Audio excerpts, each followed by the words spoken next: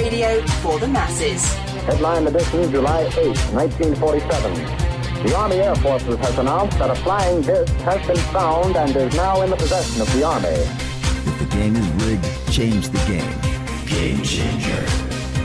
I occasionally think how quickly our differences worldwide would vanish if we were facing an alien threat from outside this world.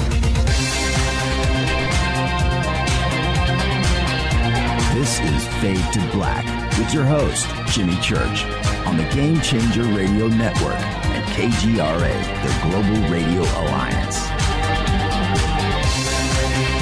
I need your help to get to the year 1985. You're listening to Fade to Black with Jimmy Church on the Game Changer Network.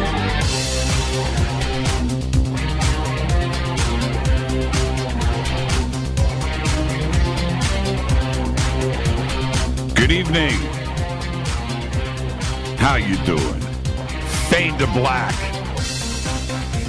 Bespoke radio for the masses. Yeah, man. Today's Wednesday, July 11th, 2018. 192 days into the new year, just 173 days left. We are live from a bunker somewhere in beautiful downtown Burbank, California. I would like to welcome everybody listening all around the world, all across the United States. Hither and thither, to and fro, back and forth, up and down, east and west, north and south, far and near. This is Fade to Black for KJCR, the Game Changer Network, and KGRA, the Planet. I'm your host, Jimmy Church. What is cracking, everybody? How you doing? How you doing? You like this shirt? You digging that? That's from the good Reverend Jimmy and Sarah. They sent me a collection of Hawaiian shirts from the UK, from Dover. And yeah, so I wore this one tonight because it's a Fade to Black Hawaiian shirt. It's pretty cool, isn't it? Kind of digging it. It's a mood changer. Yeah. Sometimes you just gotta change your shirt. That's right, and I did. Yeah, it's really, really a nice shirt. So thank you, and Mika, thank you so much. All right. It's all good. How is everybody doing tonight? I'm in a great mood. And, yeah, the shirt had a lot to do with it. Crazy day today. And gearing up for tonight's show, we've got Stephen Bassett here. And we have first-time guest, Dr. Lisa Galarneau, is going to be with us at the bottom of the hour in a few short minutes. Ronnie McMullen is going to be here from Ancient Life Oils. And we'll talk a little CBD and get ready for Dr. Lisa at the bottom of the hour. Tonight, we're going to discuss the disclosure movement. We've had Stephen on with us so many times over the years, and I love hanging out with him. He is so committed, and he's definitely Mr. Disclosure. There's no doubt about it. And so we're going to get caught up with Stephen on all aspects of the disclosure movement. And Dr. Lisa Galarneau, who's going to be with us at the bottom of the hour, has been working with Steve. So we're going to get what she is doing as well. And her background is very, very interesting. And I think it's great to have somebody of her caliber to join our community, and where she came from and her background is very interesting. So we're going to go through all of that tonight and her efforts into the disclosure movement. So that's our show tonight. What an interesting week we've had on Fade to Black here. We had the two Smiths on. We had Mrs. Smith on Monday night, an amazing guitar player, guitar goddess. And what a great show that was. I had so much fun doing that. and then to roll that right over to Emery Smith last night. Emery, who I've interviewed so many times. I've done 3 conferences this year with Emery. And last night, and I posted today over at On Stellar. You can go and read what I had to say about Emery in the show last night. Emery and I have a way of dialogue. And when you do that, and like we did last night, things just happen. And last night was just one of those shows. And I got to the end of the show, and I thought, wow, that was really, really cool. And so, what a week, right? And I've got a few comments. We've got Ronnie coming in here in just a bit. So, but I just wanted to say, when it comes to, and I asked Emery last night before one of the commercial breaks, I said, Emery, either we're dealing with you, A, B, C, or D, and I think I got to D. And his answer was an interesting one, but those questions need to be asked. And for anybody out there that thinks that I don't ask those questions or that those thoughts aren't on my mind, they are, just like you. And those questions have to get asked. And there you go. And it was just a very colorful, comprehensive, information-filled show last night. So if you haven't caught it, it's up, it's in the archives, it's there. You can go and check it out. It's also over on YouTube. And go and check it out. In case you were one of the few that missed the show, you can check out what I have posted over at OnStellar, OnStellar.com. If you haven't registered over at OnStellar, go and do it now. And when you do, don't forget to post your profile picture, but send me a friend request, okay? And if you don't have a profile picture yet, I was going to shoot a video. Man, I got to get out of here. I got to get ready for Ronnie. I was going to shoot a video of me scrolling through friend requests that have the OnStellar alien for the profile pic. It's so long. It's thousands. I'm not kidding. I haven't counted. But if I scroll it really slow, I can get through it in about a minute. And I was going to shoot a video of that thing scrolling. It's nuts.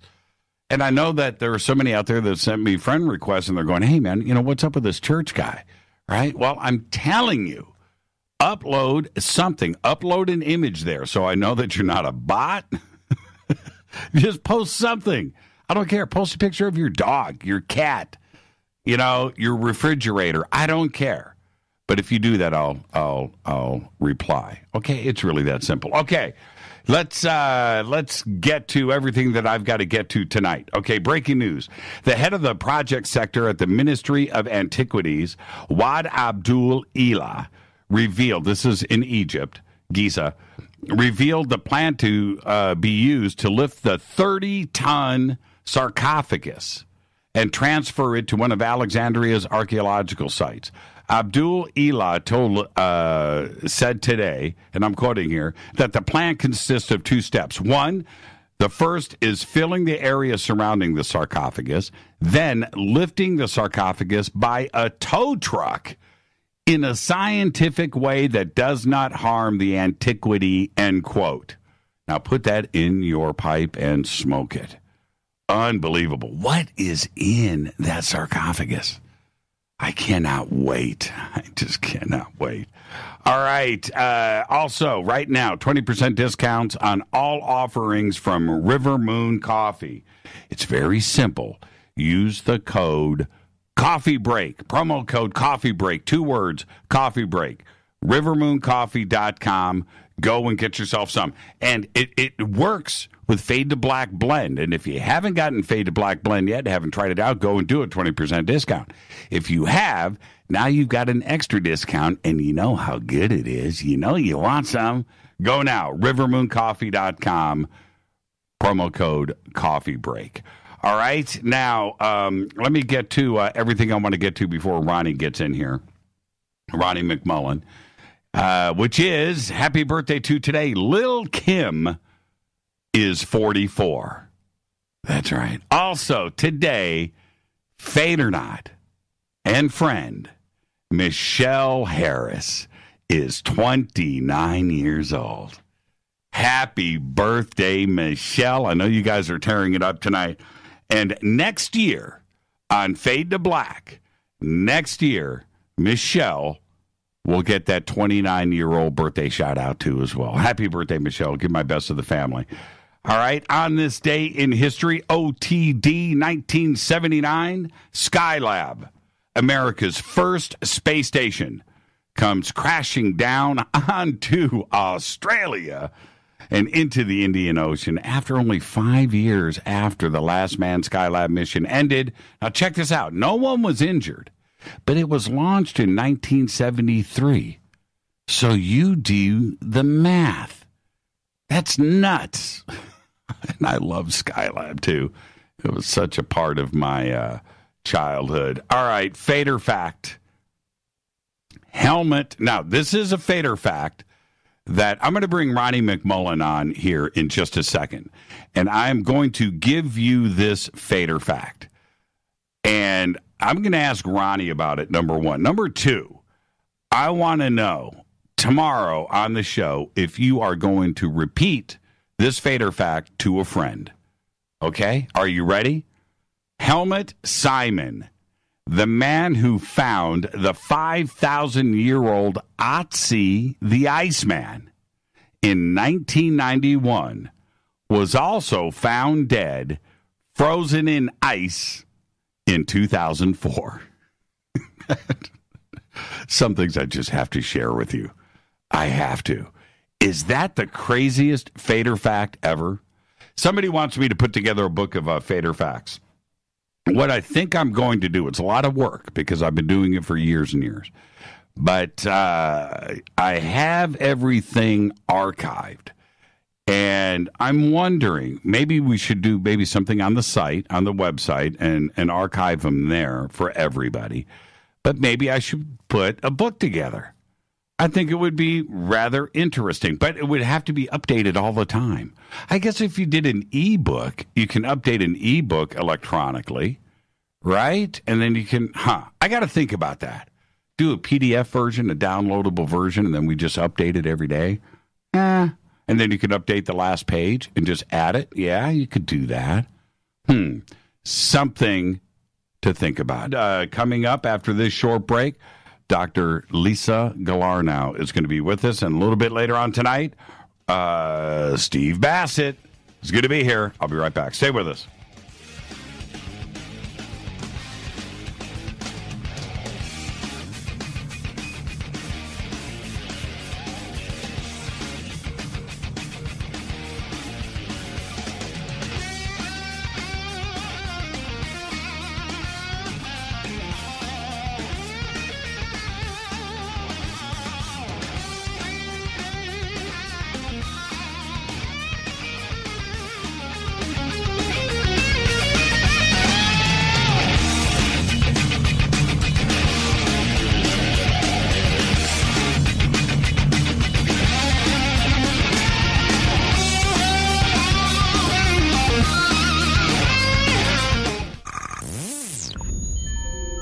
You're listening to Jimmy Church, Fade to Black.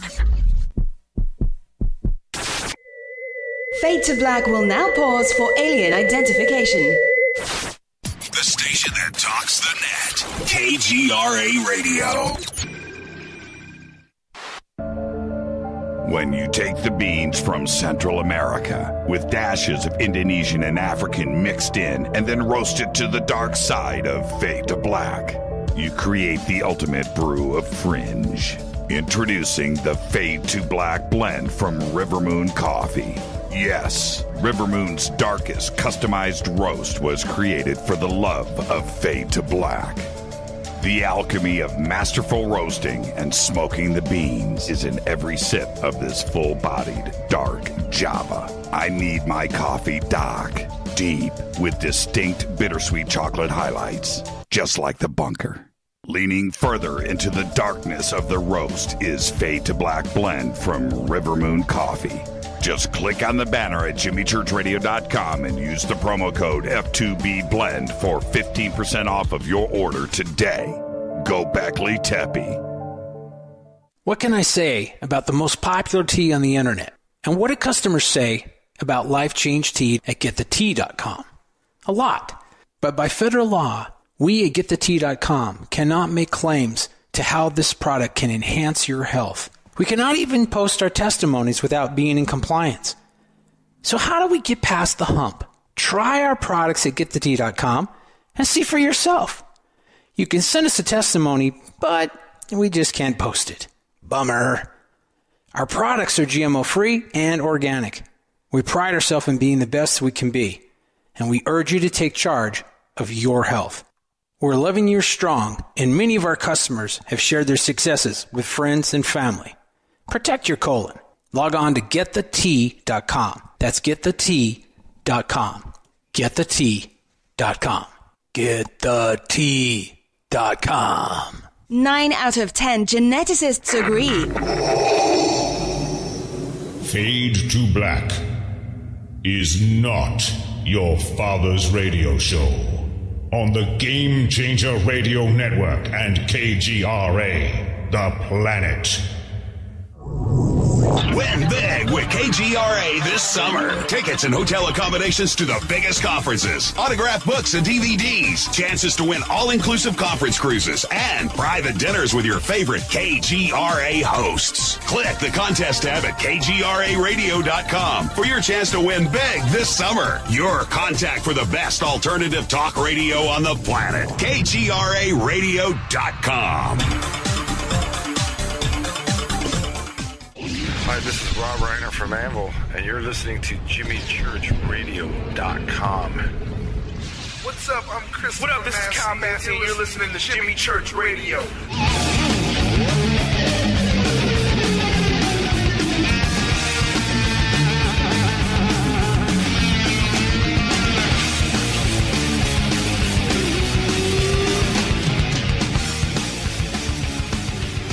All right, welcome back. Fade to Black. I'm your host, Jimmy Church.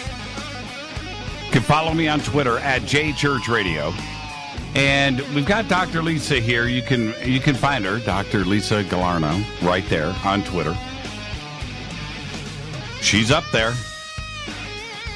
This segment of Fade to Black is proudly brought to you by Life Change Tea and Ancient Life Oil. Ronnie McMullen was just on with us. Head over to the websites. It's all right there at jimmychurchradio.com. Click on the banners. Promo code FADER, Life Change Tea, get you free shipping. FADER.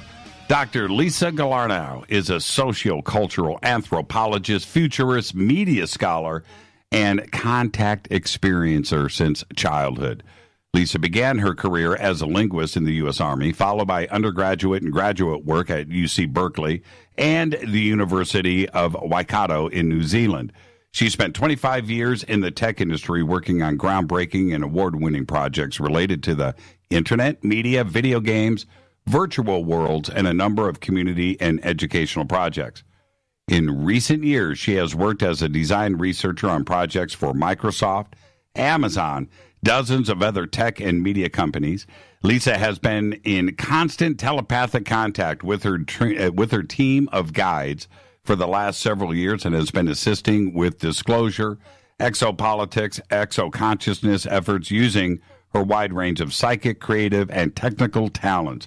She is the co-founder of the Disclosure Activist, and that is disclosureactivist.org. I would like to welcome for the first time to Fade to Black, Dr. Lisa Galarneau. Dr. Lisa, good evening. How are you? I'm great, Jimmy. Thank you so much for having me. It's great to hear your voice, and you get the first-time guest disclaimer. Are you ready? I'm ready. Which is this. It's just you and I sitting on my couch having a conversation as friends, and where that conversation starts, it starts. Where it ends, it ends. But we're going to end as friends. There you go. I love that. That's wonderful. You know, it's so funny when I have a first-time guest on and I hit them with that. They're like, what? I didn't know this was coming. But, yeah, you know, and first-time guests are important on the show, and we have spent so much time with our team here to find fresh voices, the best and the brightest. And so that's why it's so important. A first-time guest, I just want them to be comfortable. Let's just do this, and we'll see where this starts, and we'll see where it ends. But it's all good, Yeah, that's great. I'm really honored to be talking to you and to your audience. So sounds great. Let's go. Well, you've got. I want to talk a little bit. We'll do your childhood in the next segment because we're going to go back and visit those subjects. But on the professional side, I want to talk about your background and your credentials, because when we are talking about things like Microsoft and Amazon and futurist and the Army and graduate studies, that's a pretty good CV. It's a great CV, but it's also something that we don't see that often here in our community. So tell us about your background and linguist and futurist and working with these companies before we talk about what brought you here. Sure. Well, I was born in 1969, which was in the same month, in fact, that the internet went online for the first time. It was what was called ARPANET or DARPANET. Mm-hmm. And there were 4 nodes at 4 universities. I was born in Northern California. I ended up having, access to great educational opportunities in Northern California. But, I lived a fairly normal childhood, except for, some of these contact experiences I was having that, I honestly didn't take all that seriously. And, I'll say my childhood was normal on the one hand, but on the other hand, there was some abuse and stuff going on at home. And I had a need to leave that situation as soon as I possibly could. So I spent my last year of high school as an exchange student in Chile, and I actually had sort of a major UFO sighting while I was in Chile as well. So this was in 1986, 1987.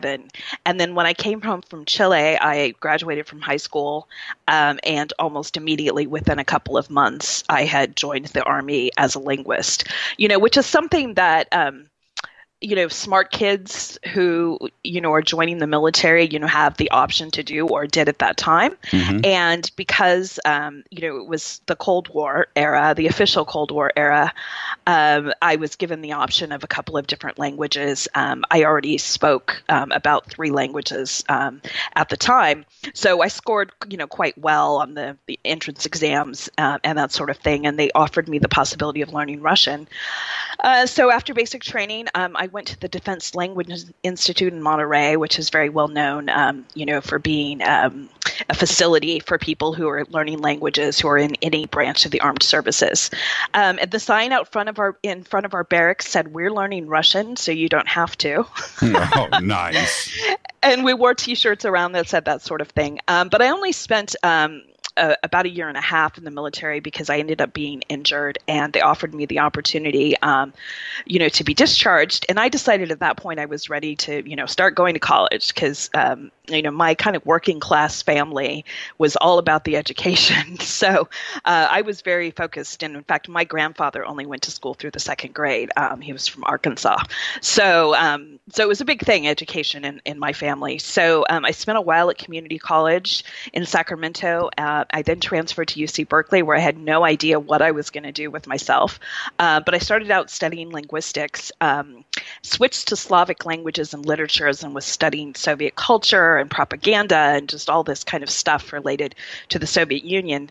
And then the Berlin Wall fell and the Soviet Union sort of fell apart. And I decided at that point I would switch gears. And I kind of looked through the course catalog, and I was trying to figure out how, what am I going to change my major to and still graduate on time.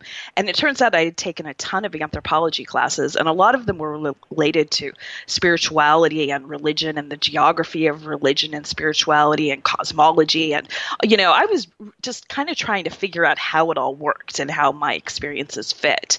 So my undergraduate degree was in anthropology, and I graduated from Berkeley in 93, which was the same year the first graphical web browser came out. I don't know if you remember this, Jimmy. I do. But I was there. I was there. Yeah, so Netscape and all of that. And we went from, our kind of green screen, text-based internet, the pre-graphical internet, which was very interesting, and useful at the time. But, the graphical internet, I just thought that was the best thing ever. And I have kind of a funny story. I don't know if this happened to you, but I remember getting on the graphical web very early, right after that first browser came out. And I went looking for websites, and I swear I could only find 20 or 30 websites. I spent several hours finding every website I could. And I remember just thinking to myself, we need more internet. So that's kind of, set the stage for everything I've done ever since. So I've done a whole variety of things. I started out kind of doing graphic design and desktop publishing and technical support. And I worked in a variety of sort of, hardcore back-end technical jobs. I was working for a systems integrator who were resellers for Sun Microsystems equipment and Netscape equipment, if you know any of these names, Unix-based systems, essentially. And I had several of these very technical jobs. And then round about the mid-'90s to the late 90s, I started getting involved with more kind of creative and interactive and marketing agencies who were doing kind of exciting work that was combining like the best of graphic design and back-end design and different kinds of things. So I kind of switched to what I would call the front end. And now my specialty is what we call user experience design, which is basically what it sounds like. But what researchers in this area do is they're embedded with software development teams. And we're part of the process of kind of conceiving and, beginning projects and kind of designing and building out projects. And then we're in the process throughout as the software is being developed so that we can then, test it with audiences to see if we're doing the right thing. It's a lot like audience research in, the movie industry. Yeah, it's got to be very, very similar. And you've got to be able to get that interaction back for the user experience and the user interface, because you could spend a lot of development time on something that just nobody's going to care about or lose interest in or not be attracted to or get bored with or.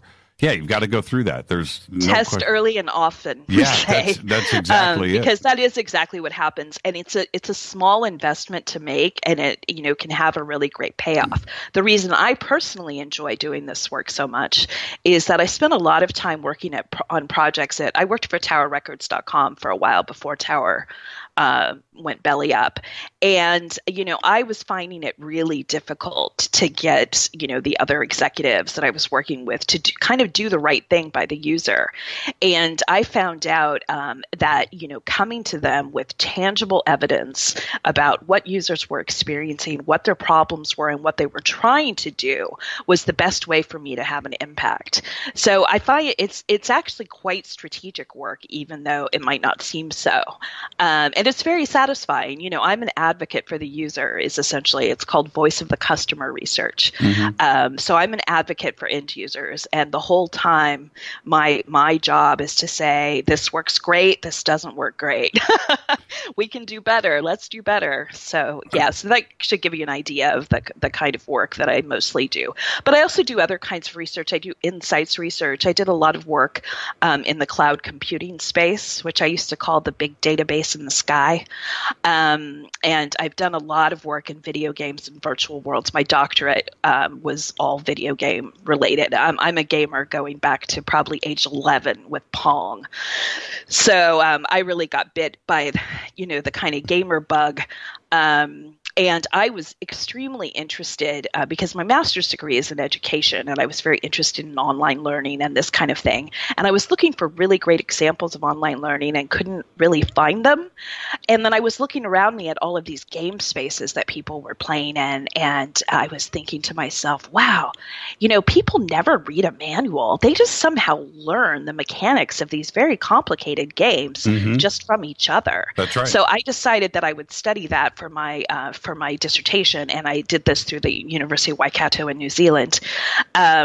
I studied what I called spontaneous communities of learning. So it's how people kind of get together in sort of, a swarm intelligence kind of way in order to achieve something. And in this case, it was, to achieve entertainment goals. The game that I studied for a very long time was called City of Heroes. So we were all superheroes, and we'd, get together in teams, and we'd find people to work with, and we'd go out and we'd fight crime and, fight bad guys and, and we would do this, sometimes, for hours at a time. So it's just fascinating to me the way people can come together on the internet and figure out ways to be really productive. We call them, in kind of learning sciences circles, we call these things communities of practice or communities of learning. Yeah, I went through the whole gaming thing. Still do. I've got a PS4, but I certainly early on, when things started to take off, Tomb Raider, Diablo 2. Oh, I played a lot of Diablo. Yeah. Diablo 2. I played that game to finish probably a dozen times. But it was a great game. That was a great game. Very different at the time. Yeah. And Command and Conquer and all of those. So those are real-time strategy games. I love games like that too. And the total immersive way that Tomb Raider approached that world. Also, I really got into Myst and Uru. Oh man. You liked the groundbreaking games. Those games were all groundbreaking at the time. Completely groundbreaking. And to this day, I mean, Uru and Myst, they still are part of my dreamscape. I can go right there.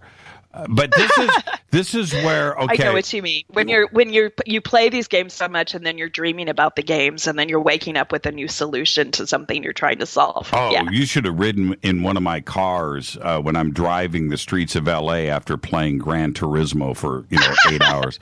But this is where before we hit the top of the hour.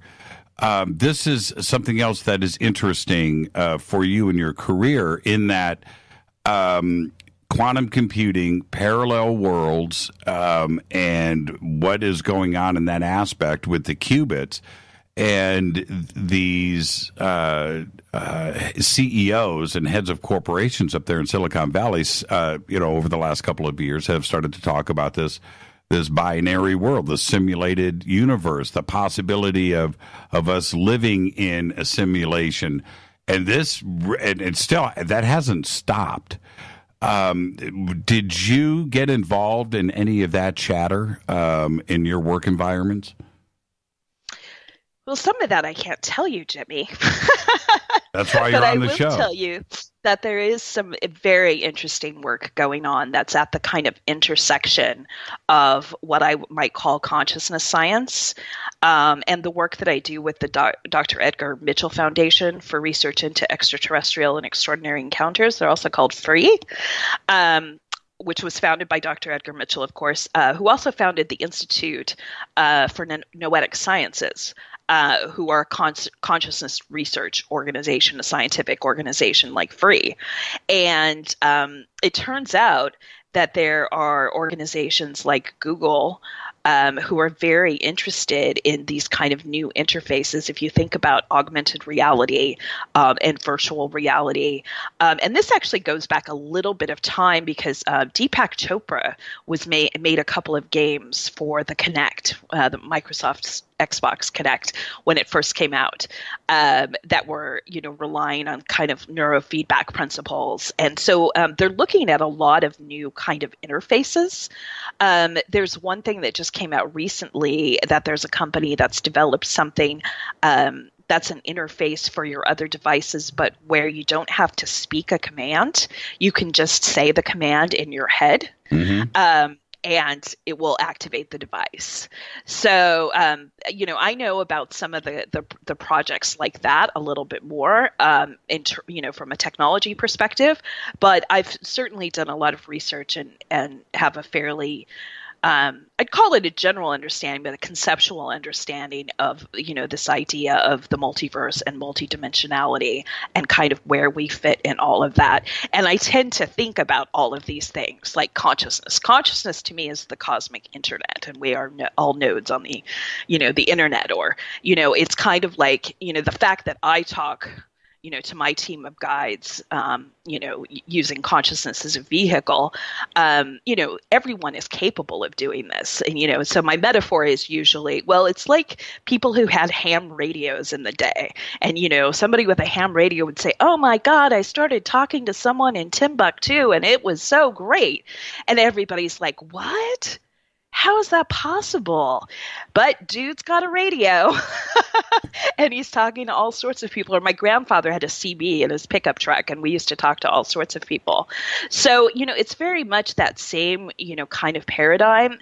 And, to speak to your point, when we think about it from a digital perspective, rather than an analog perspective, and we think about everything being digital, and therefore, this is just one big virtual world.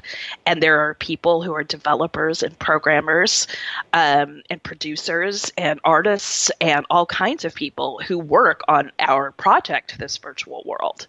And they're the people who are, on what we would call the other side of the veil. But there are a lot of people in contact, with these beings in one way or another. And, I just happen to be one of them. Now, what I find interesting, we've got a few minutes before the break. I can understand building a neural interface, which I know that DARPA and Sandia have already completed. That's fine. I know that technology exists. And downloading our memories and thoughts, things that are stored onto a drive, is possible. I totally get that. But what about the soul that makes us us? Is that transferable to live in the virtual world? Oh, yes. So we're essentially jacked into a reality, just like people are in the Matrix or in, Avatar, right? So they kind of jack into that reality. And it's the soul is the being that's jacked into this reality, and the interface is the human body and the human brain. But the mind is a combination of things that are produced via the human brain and, via the greater mind. And because consciousness is one great field, and because we're all interconnected, I'd really encourage your listeners who are interested in this to look up some talks by, say, Rupert Sheldrake has done a lot of talks about the evidence for telepathy, and he talks a lot about telepathy in insects and animals and behaviors that are synchronized behaviors. I wrote investigated a lot of that stuff when I was working on my doctoral work, because I was very interested in principles of self-organization and emergence, so the emergence of an intelligence that's greater than the sum of its parts. You can have these hive mind configurations or these swarm intelligences that exhibit those behaviors you might call like it's the wisdom of crowds. So I was really interested in kind of a lot of those ideas. And, I think the first hurdle a lot of people need to get over, because there's this kind of scientific truth embargo about, that's all about establishment science. And a lot of this fringe stuff is just kind of rejected without people even really knowing the evidence. So I find, that getting people to wrap their heads around the idea that, no, telepathy and ESP, weren't debunked with Uri Geller and the 1970s, which is where a lot of people's heads are at, people who aren't like listening to your show on a regular basis. So there's a lot of there are a lot of really fascinating developments with a lot of researchers who are all over the world, some who haven't had an opportunity to publish their research yet. But are some amazing beings, doing some amazing things. So there's a guy who can cite 22,000 numbers of pi, and he can just keep reciting numbers of pi like endlessly. And the way he apparently does it, he's what you might call an autistic savant, and he has synesthesia. So he apparently receives these different colors in a pattern, and the colors each represent a different number. So he knows, for instance, 1 is red and 2 is yellow and 3 is green, kind of thing. And he just gets kind of a movie or a parade of these colors, and he just rattles off the numbers. So he's getting that from, a team of people that he's talking to via his, not people on Earth, I mean extra dimensional people. Right. I've seen the documentary. It's unbelievable. Yeah, what people are doing with their minds right now is just off the charts. And what some of these kids and young people are doing, and they've grown up digital, they've grown up with the internet, they don't perceive any of the limitations that you and I might have, growing up in the 70s and 80s. I had my first computer at 15, but it wasn't on the internet.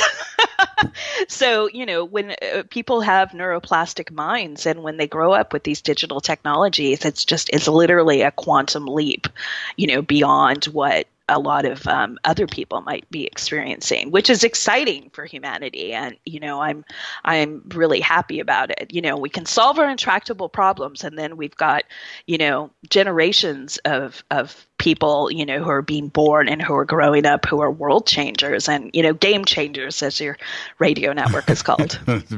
That's a great segue for us to take a break right here. Our guest tonight, Dr. Lisa Galarneau. And when we come back, we're going to jump into her work in the disclosure movement. We're going to do all of that tonight. I'll be right back. Stay with us after this short break. I'm your host, Jimmy Church, on the Game Changer Network and KGRA The Planet.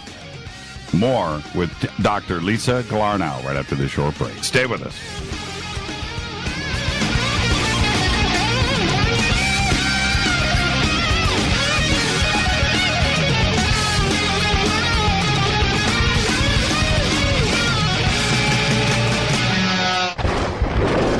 This is Fade to Black with Jimmy Church on the Game Changer Radio Network and KGRA, the Global Radio Alliance. This is KGRA Digital Broadcasting Station, Salt Lake City, Utah, Van Buren, Arkansas.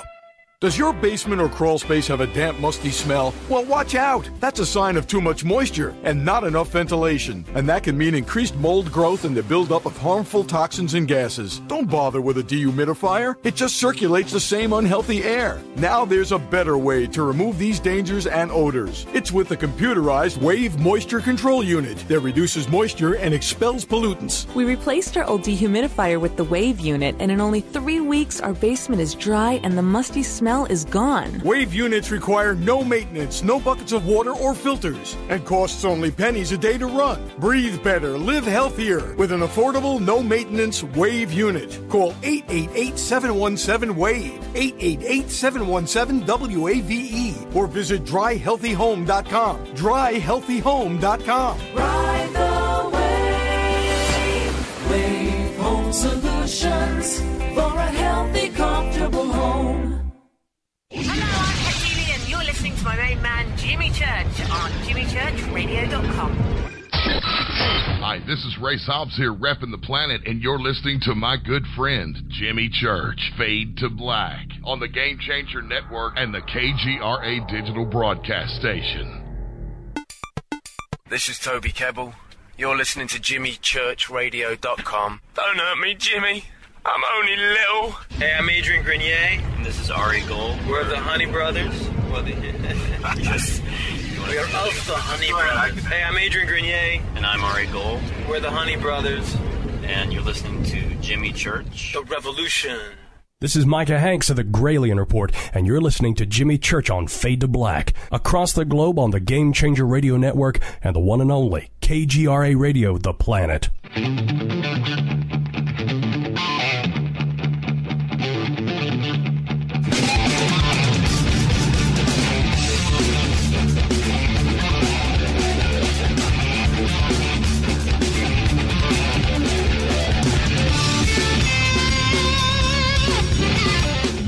Welcome back, Fade to Black. I'm your host, Jimmy Church.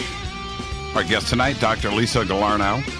We're talking about the disclosure movement, and this segment of Fade to Black is proudly brought to you by River Moon Coffee, makers of the Fade to Black blend. And right now, they have a 20% discount on all of their offerings. Use the promo code Coffee Break. 2 words, Coffee Break. Just go to rivermooncoffee.com. Now, Dr. Lisa, that's funny. I get to say Dr. Lisa. That's actually, it's pretty cool. I kind of like Dr. Lisa. It's easy. Yeah, it's pretty cool. It's pretty cool. Oh, your last name is great, but Dr. Lisa's got a zing to it.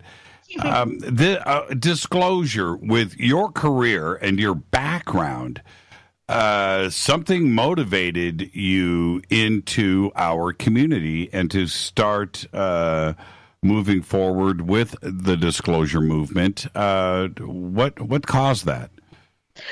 Well, honestly, that's been mainly my team of guides, and this has really happened in the last 10 years or so. So, I was the kind of person, you might not believe this, but I actually tend to be rather skeptical about things. And I was skeptical about my own experiences as well. I should tell you that when I was 6, I had a couple of glow-in-the-dark beings show up in the bedroom in the middle of the night. And this was after a period of time when I had been seeing a lot of energy forms and different kinds of things. And so, that was an inexplicable experience that I've kind of known about my whole life. And my parents were sort of into sci-fi and this kind of thing, and took me to my first UFO conference when I was probably about 9 or 10. And, I was raised on Star Trek, and Star Trek, just had a profound effect on me. And, there was this kind of vision of a future that was, there were a lot of problems and a lot of bad guys, but the principles were utopian, and it was all about kind of, equality and fairness. And, all of those Star Trek people were good guys. And there was Spock, and I loved Spock, and he was so logical and rational and all of this. And so, that had a kind of a profound effect on me as well, just from a personal paradigm perspective. So I remember, for instance, being in the backseat of the car at one point when I was, maybe 9 or 10 years old, and the news was on the radio. And at one point, they start talking about illegal aliens. And I nearly hit the roof. And I said something like, "Oh my God, they're here," because I just took it for granted that there was, other life out there, and other life might, come and find us at some point. I was watching Nimoy's In Search Of, I just had a lot of kind of context, but I wouldn't have called it like a serious habit or anything like that. What I ended up getting quite into, was just understanding, various religions and spiritual practices and cosmological myths. And I did a lot of this, at Berkeley in anthropology, a lot of kind of shamanic and religious studies kind of stuff. And what I started to discover is that there are so many cosmological myths in so many places that are kind of disconnected from one another that talk about star beings and star people. And, we know if you look at, the record of humanity, that we suddenly became very intelligent very quickly, around about the time of, Mesopotamia and ancient Sumer, the stuff that people like Zecharia Sitchin, wrote about. And I also had an opportunity when I was living in Chile. I actually had access to some books, and one of the books was a book called "Was Jesus Christ a Cosmonaut?" And I went to Christian schools as a kid, so I kind of understood that point of view, and just this whole idea. Oh my God, what if all of these spiritual beings from the Bible were actually just extraterrestrial or extra-dimensional beings, and so that was another big paradigm shift for me. And so, I've just kind of continued to do my thing, for a long time. But about 10 years ago, I started getting in serious contact with my team, while practicing transcendental, meditation and that sort of thing. And they were the ones, honestly, who kind of pushed me to, explore, who else is talking to ET. And once I kind of went down that rabbit hole, I found, all of the channeled messages, and there are tens of thousands of them at this point, going back, quite far. A lot of them are beings, ascended beings or extraterrestrial beings associated with what they call the Galactic Federation of Light. And I became, just very interested in all of that content. And I wasn't sure I believed that people were actually talking to ET that much. But I found the messages to be really useful from a spiritual perspective, and I was kind of going through a hard time in my life, and I found them, extremely comforting. So, fast forward a little bit, and Steve Bassett and I actually got connected on the website called Quora, because I was running into a lot of people, which is kind of a question and answer site. I was running into so many people, with scientific and technical backgrounds who were just kind of regurgitating the same dogma, what I would call, what Rupert Sheldrake has called the science delusion, which I think is a little harsh because, I'm a fan of science, obviously. But there are times, when science gets a little too wedded and invested in the hard scientific method, which basically says that if you can't control an experiment and make an experiment happen, then you're not able to prove anything. So when you have all of these people who will still say, well, there's no proof or evidence, that we have extraterrestrial visitors or even that there's advanced extraterrestrial life, this tends to be the kind of scientific challenge that they're demanding, when in fact most of the evidence that we're getting is either through people's subjective experience or through science, which it has actually been very well documented by organizations like MUFON and the National UFO Reporting Center. Cheryl Costa and Linda Miller Costa have actually just put out a book last year that's called the UFO Sightings Desk Reference, where they've compiled all of the sightings they could find in the U.S. between 2001 and 2015. And that's been an amazing, piece of work and very insightful. And as well, I watched the citizen hearing on disclosure. I know you're having Steve Bassett on in the next segments. And that work was just incredibly groundbreaking because he pulled together 40, I think it was, eyewitnesses who were very high-ranking and credible people in the military, in aeronautics, airline pilots, astronauts, just all sorts of people. So, that it was just an incredible piece of work that was really inspiring. And then in early 2017, Russell Kalka and I got together and formed the Disclosure Activists because we wanted to create a group that would help connect the dots between all of these various communities. I kind of think of disclosure, like big D disclosure, like super big D disclosure, as being like a jigsaw puzzle. And we all have pieces of it. And we have, different parts of the jigsaw puzzle that we're starting to put together, and we can kind of start to see what the picture is, but not exactly. Where do you think, let me jump in real quick. Where do you think, and I know that we all have a different definition of disclosure.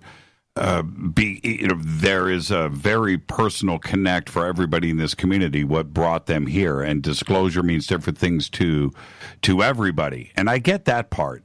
But where do you think it is going to come from? Is it going to come out of Washington, D.C.? Is it going to be an anonymous hack download of documents? Is it going to be an Independence Day type of mass event over a city? How do you see it happening? Well, from what I understand, it's going to be a number of different things. From what I understand, the body on planet Earth that they are currently in talks with, I guess you could say, have been negotiating with, because from their point of view, this is an intervention effort, a humanitarian intervention effort. And they plan to operate very much like the Red Cross would operate. And yeah, they've been on their way now for, well over a decade, trying to get here, a bunch of these advanced races, because we're stuck in a corner of 3D, 4D reality, at the end of, the Milky Way, and if you look at the spiral galaxy that is the Milky Way, we're on one of the outside arms and we're kind of pointed in the wrong direction. So it's taken them quite a while to get here. But they plan to, this whole effort this whole time, working with people like me and all of the other work they've done with other experiencers and contactees of all sorts. And it's estimated that probably 1 in 10 people have had some sort of UFO sighting worldwide. Yeah. So, okay, a lot of people. Well, okay. So, what you are suggesting here is that there is a conversation that is going on in front of some type of ET exposure. The UN has an outer space agency that was created in 2010. Right. And I've been told that the outer space agency is involved. But there are obviously a lot of bodies involved. And I mean both, individual bodies, and other organizations because, we're basically, trying to get to open contact. And, obviously there's been a quarantine period and, kind of all the things you would expect. The teams, that many of the exoconscious or experiencer types are working on their language skills. They're trying to understand our culture. They're trying to understand, the state of our science, of our technology, and all sorts of things because they're trying to figure out how they can help best. And they apparently, were having a lot of trouble with this to begin with. But as they started handing over more scientific knowledge and doing things like solving mathematical proofs that we haven't been able to solve for decades, and apparently the Earth-based delegations became a lot more receptive because we can't even imagine the kind of technology progress that this is going to allow for us and the sorts of problems we're going to be able to solve with technology. I'm ultimately a technophile. I do believe we need to be conscious and thoughtful about the technology that we create and how we use it and need to respond when there are unintended consequences. But fundamentally, I believe technology will save us. Are we ready for it? Well, that's what this whole effort has been about. And here's how I would explain it to you.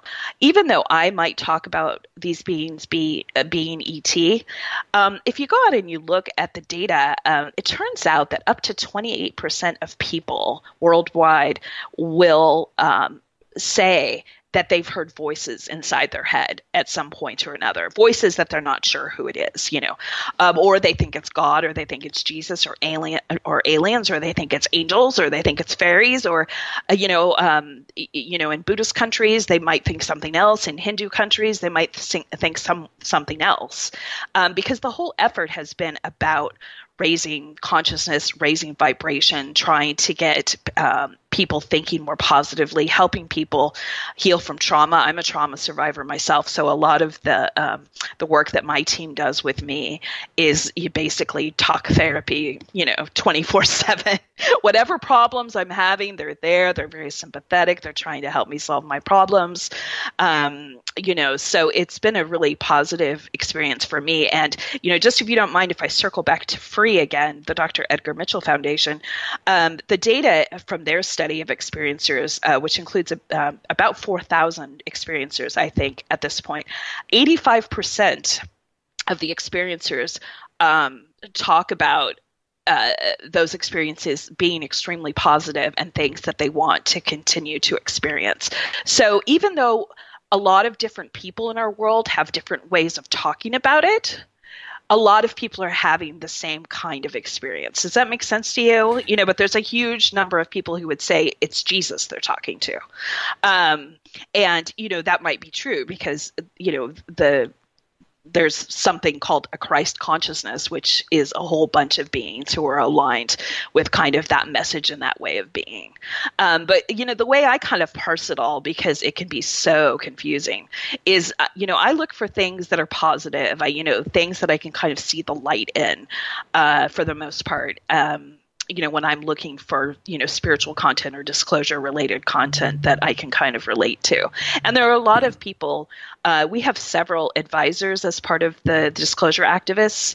Grant Cameron is one, Victor Vigiani is another, Cheryl Costa is one, and a bunch of people who are more involved in the exoconscious side of things. So Dr. Rebecca Hardcastle-Wright, Giorgio Piacenza, various people like that. So we've been kind of trying to connect these dots and kind of unify various forces within the movement so that we can be more effective, and so that audiences can understand better, what is this really all about? What is this thing? Do we need to be scared, or can we be excited, or what have you? So my message is really that this could be the most positive thing that's ever happened, to humanity, and it's certainly needed at this point. And yeah, I think we can handle it because we have a lot of people. 50% of the people on this planet are under the age of 25, and they've grown up digital. So I think we can handle it. Yeah, I think you're right on that part. But there is,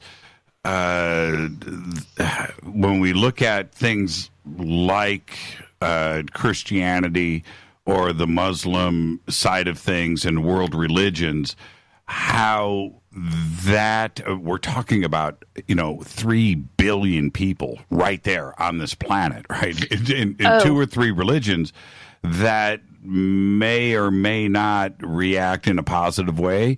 Not necessarily in a negative way, but certainly their beliefs and their very being, their lives will come crashing down on them. What would result from that? Or the other side of it is 3 billion of those out there might just go, you know what? So what? I knew it. Right. Well, this is the thing, Jimmy, is the Vatican has for years been talking about our extraterrestrial brothers. Certainly have. And yes. So has the Dalai Lama. And, I'm not deeply familiar, with what, say, Muslim clerics talk about. But, Allah is the Judeo-Christian God. I mean, it's the same God, and this is very well established. And in Islam as well, they consider Jesus Christ to be a prophet. And, it's all kind of copacetic and coexistence oriented, when you kind of start digging under the covers. So I think the religions will be fine. I think they will all come out and say, oh, yes, all God's children. It's wonderful. Well, my thought is polluted as this is. Wouldn't it just be an interesting twist on things if we did have the famous flying saucer on the White House lawn or on the 405 freeway here in Los Angeles, right? And it comes down and lands. And the stair steps come down, and we see the feet, then we see the legs, and then boom, he looks like Jesus, right? And I don't know, none of us do, but wouldn't that just be interesting? And I'm okay with that, actually. It's kind of a weird thought, but you just never know. We could all be wrong. Yeah, well, I like to say that aliens are people too, because that's kind of my experience, and they call themselves beings all the time. And I tend to refer to them as people, and, they seem like people to me.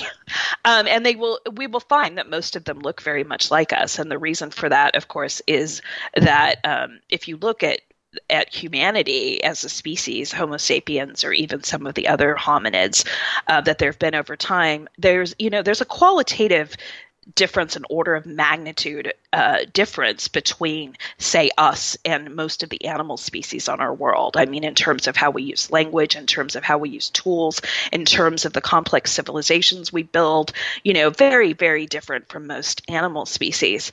So, it's really important, to kind of keep in mind that, and if you think about it, it's all very logical. Like, how would advanced civilizations go about seeding life on a planet and developing, again, remember, this is a big virtual world, so how do they develop our world? How do they develop the animal species on our world, the plant species, et cetera? And, they are, much more advanced than a lot of us are, technologically. So it might seem very strange. But I think the big aha for everybody is going to be, oh, my God, they're not little green men. They're not little gray aliens.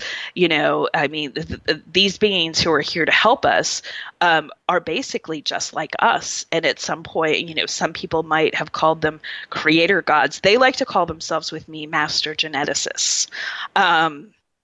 They don't like to be called creator gods, but these some of these races, have been involved in the seeding of our planet and the seeding of other planets. And even though they like to talk in Star Trek about the Prime Directive and all of this, that's actually not the way they tend to approach things, because they've said that civilizations need mentorship, they need guidance. There are certain self-destructive tendencies that tend to kick in if there isn't the right kind of guidance, and a spiritual journey, if you will, that a civilization is on. And that's why so much of the preparation has been about helping people on their spiritual journeys and becoming more conscious and becoming more aware and woke and all of this kind of stuff. Well, now we have the mass media that has been covering the UFO subject pretty aggressively since December. We don't need to. That's been amazing to see. Yeah, right. And very cool. So Steve Bassett deserves a lot of credit for that. He made a lot of breakthroughs with the media. If you go look at Paradigm Research Group and look at the media coverage that he was able to get with Paradigm Research Group, with everything they did, the citizen hearing on disclosure, and many subsequent events as well. That's been a real breakthrough. And yeah, we're seeing stuff now. Tom DeLonge also gets a lot of credit. He's a bit controversial because I think a lot of people don't understand that although he wasn't like a serious UFO investigator, he was a hobbyist UFO investigator for a long time, and he decided to use his platform and actually gave up Blink-182, formed this new band, Angels and Airwaves, and has been, hard at work on many of the same consciousness-related activities the rest of us are on. So, and as a pop culture icon, has a platform and an audience that he was able to use to get this information out of the echo chamber, and had the clout to get the DoD to cooperate with him and start to put this information out there, which people like Grant Cameron have been talking about for years now, that this is the plan. There's definitely a plan for this to happen. So that formal disclosure has started to happen. But, I think for us, the Holy Grail is, a major world government, having the press conference and saying, yep, they've been here. We haven't told you this whole time because, we've been vetting them and we haven't been sure. And yeah, there was some terrible stuff that happened, but that's not these people. And, so there's going to be an extended, explanation process, I guess you could say. And then there's going to be the question that everyone's going to ask, well, what does this mean for humanity? And, my favorite quote is from a computer scientist whose name is Alan Kay, who says, the best way to predict the future is to invent it. And my team constantly says this to me. The best way to predict the future is to invent it. So, we're in the process of inventing a future that works for everybody. And, that's what I myself am deeply passionate about. And we need to get rid of war and violence and scarcity thinking and just this terrible, terrible stuff that's sucking the life out of our civilization, and, move on to a paradigm that's about abundance and equality and justice and fairness and everybody getting a fair shake, and seeing, humanity flower in, the way we all know we can. We just kind of need the opportunity, and we kind of need the adults to show up on the playground and say, okay, hey, you over there, you sit down, you do this. Well, there's that part of it, and I've only got 2 minutes left, so it'll be a quick question with a quick answer, which is, this community gets that. We totally understand it. But what about you in your job, walking down the halls of, say, Microsoft or Amazon, talking about disclosure in UFOs? Are we at that point? Do you feel comfortable in doing that, or do you do it? No, No, I've been in hiding, and I was also doing work with Anonymous, so I have a lot of kind of activism and different work that I kind of keep on the down low. But I've become a lot more open in the last year or two, because it's definitely time now for us to be having these conversations. But no, you've got to keep politics, religion, sex, and aliens out of business still. I'm sorry. You're not going to want to miss tomorrow night's show. I've got Barrett Brown on the show. Oh. Yeah, tomorrow night Barrett Brown's on. I've had Greg Hausch on the show. I've had quite a few of the key players of from Anonymous here. You should listen to the show. I will tomorrow. Definitely. I'm an unmasked anon. I've been working with Anonymous for 5 or 6 years or so, and I kind of I'm really interested in movements in general, and I also do work with the resistance movement. So I do a whole bunch of different things. I like this concept of hacktivism. Have you been there? Although I call myself a culture hacker. Right. So I don't actually do any illegal hacking, but I'm happy to try and change people's minds. And so, have you been to any of the conferences like Hope in New York? I have not. Oh, no. You've got to go to Hope. Oh, okay. You've got to go to Hope. Hope is absolutely amazing. So if you ever get a chance, it's at the Roosevelt Hotel there in Manhattan. We went a couple of years ago. And that was one of, that's a bucket list thing. So, Dr. Lisa, thank you so much. And I want to let everybody know the website is disclosureactivists.org. The links are over at jimmychurchradio.com. And I want to invite you back onto the show where we can do a full show on tech and futurism and, of course, talk about UFOs and your experiences, too, as well. Thank you so much. I'd love that, Jimmy. Thank you so much. You have a great night. Great conversation. Thank you, Dr. Lisa. Dr. Lisa Galarneau, right there, the Disclosure Activists, thedisclosureactivists.org. Okay, I'm going to take a little break, and I'll be right back with Steve Bassett. You stay right there. This is Fade to Black.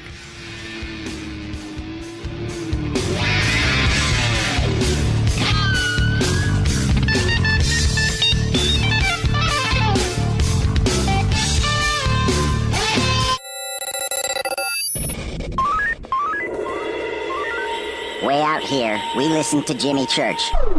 You're listening to Fade to Black. Always on the edge of the hottest alternative talk. Jimmy Church with Fade to Black. KGRARadio.com.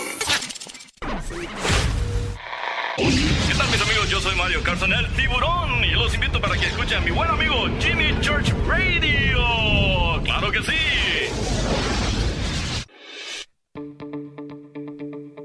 Hurricanes, earthquakes, wildfires. This year we've experienced more than our fair share. This is Jimmy Church of Fade to Black, and last month I decided to make sure my family does not have to worry about food should we get caught in a real emergency situation. Introducing Numana, a healthy, storable product that tastes so good that you'll want to eat it every day instead of just during those times of duress.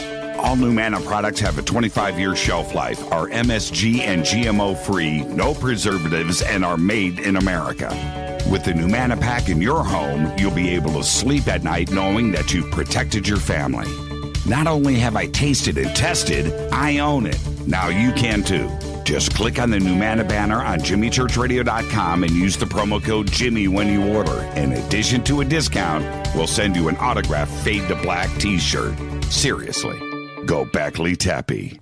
Do you worry a lot? Whether you're a college student, busy professional, parent, or grandparent, ongoing stress and elevated levels of the stress hormone cortisol can rob your memory, your health, and your future. Now you can combat the effects of stress and anxiety while improving your memory and recall at the same time with the dietary supplement Calm and Clever. Studies show that the ingredients in Calm and Clever reduce cortisol by as much as 30% in 1 to 2 weeks. Call 1-800-758-8746 or calmandclever.com. You listen to us, and we listen to you. And so does the CIA. KGRARadio.com. You are listening to Fade to Black with Jimmy Church on the Game Changer Network. Oi, oi. Hi, I'm Reese Evans. You're listening to Jimmy Church. This is Revolution. The revolution will not be televised. The revolution is on radio. Ciao.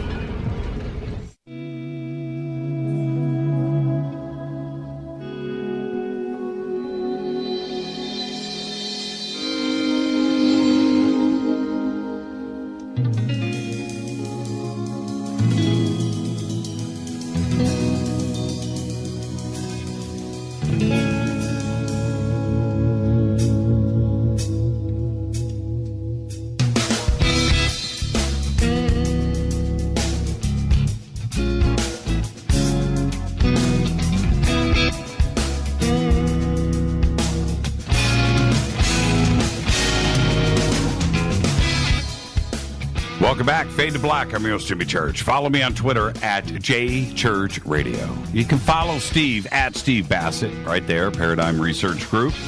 And this segment of Fade to Black is proudly brought to you by Numana Food Storage, emergency food storage for you and your family. Click on the banner over at jimmychurchradio.com. Use the promo code Jimmy. Every order over $100 gets you an autographed Fade to Black t-shirt. And now it's about Steve Bassett. He is the executive director of the Paradigm Research Group, founded back in 1996 to end the government-imposed embargo on truth behind the so-called UFO phenomenon. Now, check this out.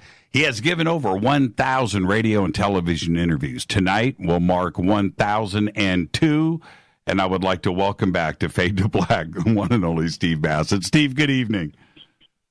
Hi, Jimmy. It's good to be with you again. It's absolutely good to hear your voice, my friend. And now, Fade to Black t-shirt. I remember like 5 years ago, I threw you one, and you looked at it, and you said, I'm too old to wear this, and you threw it back. You remember that? I'm too old to wear a lot of things, Jimmy. I'll never forget what that. Can I say? Well, I was picturing you wearing the t-shirt, and I went, I'm going to go with Steve on this. I'll take it back. One day, I'm going to get a picture of you wearing a Fade to Black t-shirt, and the world will shift on its axis. It could happen. It could happen. I firmly believe that.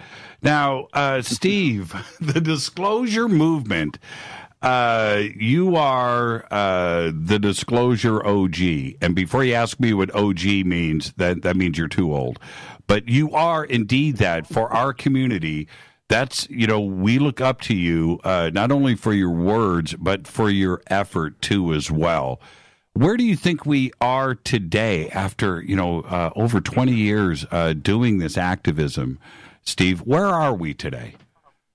We're in a very complicated place. I've lived through a lot of complicated times from the standpoint of the United States. The world gets more complicated every year, regardless of where you are on the planet. But I was born just after the war. The Korean War was going on in my first years. The Vietnam War really got going just as I left for college. After college, and it wasn't long before the Watergate scandal broke. And then other scandals broke, the Church Commission, then the scandals at the Reagan administration, and then we had the Clinton scandals, and on, a lot of chaos. This is bigger than any of that. So that's complicated. And then the other thing is that the advocacy movement has pushed or has helped to bring the truth embargo up to the edge. So it's right there. It could very easily end. It's right near the finish line, but it's going to be hard to push it over. So that's in the works. And so this is extremely difficult to navigate. And if you listen to people on news shows talking about their plans or election campaigns or anything that involves future planning, you sense their befuddlement. They're just not sure what to do. They're confused. They've gone down the rabbit hole, and they're down there eating cake and getting larger and drinking something and getting smaller, and there's a red queen and white rabbits running around. It's really very bizarre. Now, this is not a good thing, particularly when you've got I don't know how many, 15,000, 10,000 nuclear weapons, many of which are on launch alert, and you've got a world that's constantly in one form of instability or another. Not good. So that's what we're at.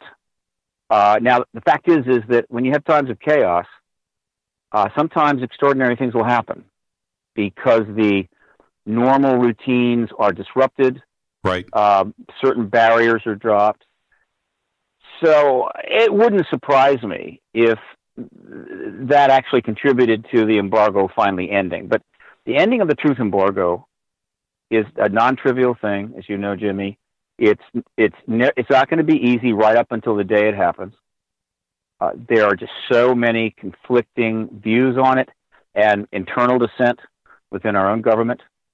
But because more nations have already done some things which show that they're leaning in that way, that kind of creates a disclosure race in a sense, where you've got any number of nations looking at each other, wondering who would go first, who's going to be first, like who's going to be first on the moon, who's going to be first in space, first on Mars, who's going to be the first nation to announce the ET presence. So I'm optimistic, but I can't get too optimistic because it's so hard to project what the hell's going to happen 2 weeks from now. Hey, you've probably gone through different emotional tidal waves over the years where things were right there, right? You're staring at it, and then nothing happens. So are you kind of in that mindset right now too as well? I kind of hear that tone in your voice where, well, I think we all can feel it, right? We all know something's about to break. People, believe me, most of my emotional tidal waves were before I got into this work. Getting into this work was the solution to my emotional tidal waves. But, yeah, one thing that's happening, which is notable, but I think you'd have to be involved in this deeply to really pick up on it, but you probably picked up on it too, and that is that, of course, this is what I wanted all along, is that more and more people, when they think about this issue, are thinking disclosure as opposed to UFOs. That's a significant change. UFOs is just those unidentified objects, which is the phrase that has been the touchstone for all of this for most of the last 7 decades. You can't really go anywhere. If you're talking about identified flying objects, IFOs, that would be something better. And that's what they are, at least the ones we care about. Right. Disclosure is another matter. Disclosure is not just about something in the sky. Disclosure is about the imminent announcement. And people are thinking that way. Just thinking that way means that they are now in a highly expectant state. And they're getting excited. It's hard to get excited about another UFO sighting. It's millions. Yeah, I know. I kind of get excited about them, at least when it happens to me. But it happens to you. Yeah. Right. But you know what I do find interesting is that I can confidently say, and others will say, I don't need disclosure. I've seen what I've seen. I've experienced what I've experienced. I've seen the evidence. I don't need it. And then there's the rest of the community that absolutely disclosure to them means one thing. The head of a state, the head of the United States, whatever, steps up to the platform and says, okay, on live TV, here we go. And they won't accept anything but that, will they? Well, the activist movement has conveniently defined it as that. Remember, we're talking about capital D disclosure. Right. That's what it is. So if you want to talk about capital D disclosure, there's not several versions of it. There's only one version of it. And if you say, I don't need capital D disclosure, I already know, that is a perfectly legitimate statement. I guess you could say I'm the same way. It's not about whether you need it. It's the country that needs it. Right. The entire nation needs it. Don't think about individuals. Every individual has their own view. Some will be astounded. Some will care less. It's the nation that needs it, because for a number of reasons. One, it's undermined trust in government substantially. It's helped to create a huge, vast national security state, bigger than it needs to be, and blacker than it needs to be, or darker, more classified than it needs to be. The research into it is stymied, except in the deepest classified programs. There's nothing going on in colleges, universities. It's not taught anywhere in college, universities. We've got huge numbers of contactees still in the closet. They can't come out because the truth embargo is essentially based on the fact that there really isn't anything there. What's your problem? There's technology that may very well be a huge benefit to the nation and the human race in general. That's not going to be available because to bring that out would end the truth embargo. So it's sequestered, I guess you could say. That's just a short list of all the things that can't happen because formal disclosure has not yet taken place. It is like opening a door. It's like there are people that there's a door there, and on the other side is the post-disclosure world. But there's people that already know that on the other side of that door is a formal understanding of the extraterrestrials. But since they already know there's extraterrestrials here, they don't feel they need to open the door. I get that. The door has to open in order for the United States and ultimately human civilization to go forward. Right now, around the world, you have a lot of substantial number of high-end leaders and or groups, mostly fanatical, that are trying to take the human race backwards. Putin is trying to take Russia back to 1975. We've got some people in Washington trying to take the country back to 1960. Others back to 1920. We've got radical religious groups in the Middle East want to take us all back to about 11th century. Mm-hmm. This is not the direction we want to go. We want to go into the future. We want to prepare for and advance into the future as a global civilization. Is there a softball, Steve? Is there an underarm pitch that Washington could do that would be a softer blow? And is that actually what is going on now? As opposed to the hardcore door opening and forcing people through it, is there a slow pitch? Well, there is in fact, a disclosure process that's been underway for a long time. It has fits and starts, and there's different participants over the years. And that is leading up to the big disclosure, the big D. But the small D has been going on. And you could call it a slow pitch, or you could just say, well, we haven't got big D disclosure, but we can continue to do small D. So when other governments release UFO files proactively to the internet, small d. If the CIA releases 13 million previously declassified files but not generally available, they did it just before the inauguration in 2017, that's small d disclosure.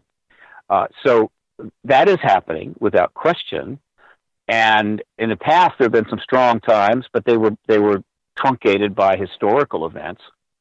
And we just had that happen again. So we had two. And this is the basis of a 3-hour presentation that I've now developed over 5 months. And I've never been able to give the whole 3 hours, but I've got a couple of 2-hour versions out there on the YouTube world that essentially tries to explain the political process and story from 93 to 2017. And what it comes down to, in the fewest words, is there are two major political stories that finally essentially intersected in 2016.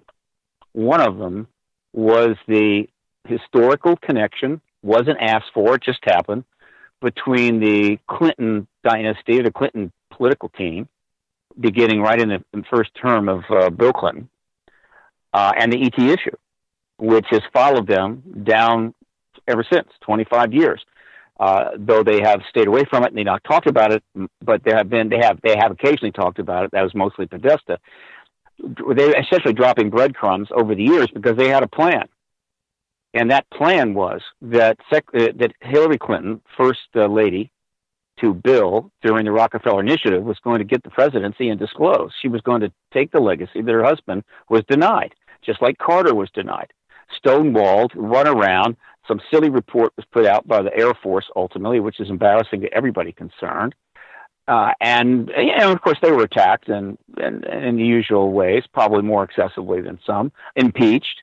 They had a tough 8 years, and they were not happy. They were mad as hell. And the plan was she was going to eventually get that legacy.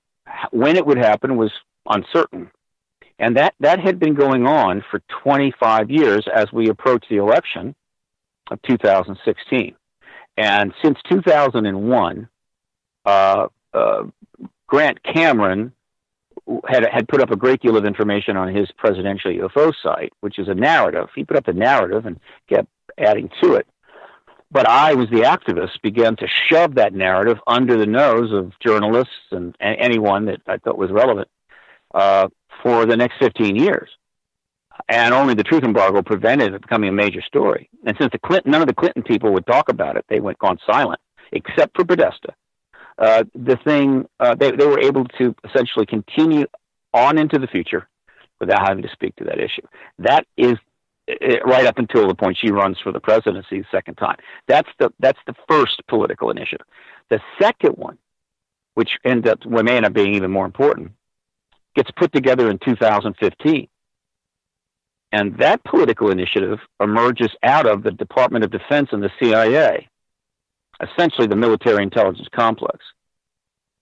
And that initiative was triggered, in my view, because there are quite a few people inside the military intelligence complex are looking out their windows, and they're seeing two things that troubled them greatly. One was that there were all of these articles being written throughout all of 2015 into 2016 about the connection between the ET issue and Clinton and Bill and Podesta, hundreds of them.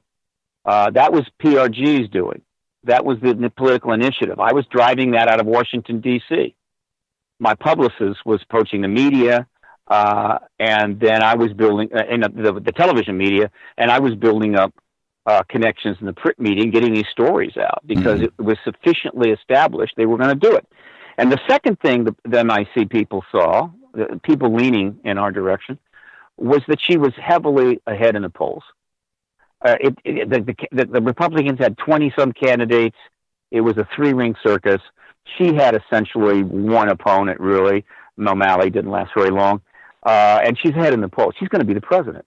And they calculated rightly that if she won the election, she was going to disclose the ET presence. She wasn't going to wait around either. And what would that mean? Well, it would mean that the announcement would come out of the White House, and they were going to get thrown under the bus. It's that simple. The politician would announce it. The people in the party would rally around her. She would get all kinds of glory. And then when all the hard questions come, she'd just say, hey, look, what could we do? The Pentagon wouldn't let us have it. They stonewalled us. They've lied about it for decades. They're out of control, yada, yada, yada. And they throw them under the bus. And they didn't want that. They're not happy about that at all. Because they see themselves as the protectors of the nation, good guys, white hats, doing what had to be done. And they classified the hell out of this, and they felt they had pretty good reason. And so what do you do in that situation? These are people that have great pride in what they do, and they're not doing it for the money. You don't have multimillionaires running around at the Pentagon. So they made a decision. A group of them made a decision to try to get out ahead of the issue. A bold decision, which I still don't know how they pulled it off. Well, let me ask you this really quick. Announcement, would that announcement have been one, we are not alone in the universe, or would it have been two, we have made contact and we have the technology and Roswell was real? I mean, it's two different announcements. Which way would they have gone with it? There's a third, Jimmy. There's a third. The basic announcement is there's extraterrestrials here. Contact, no contact, that's post-disclosure. There's extraterrestrials here. We are not alone in the universe could mean we've gotten a signal from outer space, or we found a planet that has life, whatever. No, forget that. Right. Extraterrestrials, that's it. That is disclosure. That is all they have to announce, essentially, to trigger the post-disclosure world. Right. And then, of course, all kinds of things are possible. It's not a difficult thing to do, but you need the Pentagon, you need the military intelligence complex in agreement with you if you want it to go well. And of course, all the coverage that had taken place through her campaign, which was one of the reasons why I did it, was even if it didn't succeed in generating disclosure during the campaign under Obama, it would create so much interest that once the campaign was over and she's won the presidency, there's scores and scores of reporters are going to just descend on her with questions about all of the stuff that had been said during that campaign and all the media coverage. Now, all she had to do was fend them off for 70 days, roughly, while the transition is underway. And then when she's in the White House, say, what do you want to know? Yeah, I'm working on it right now. And she wouldn't have waited around because there's always a potential that another head of state might do it, such as Vladimir Putin. Mm-hmm. So she wanted that legacy. She didn't want to go become the president and Vladimir Putin announces it and she has to say, oh, yeah, I meant to tell you. So they knew this.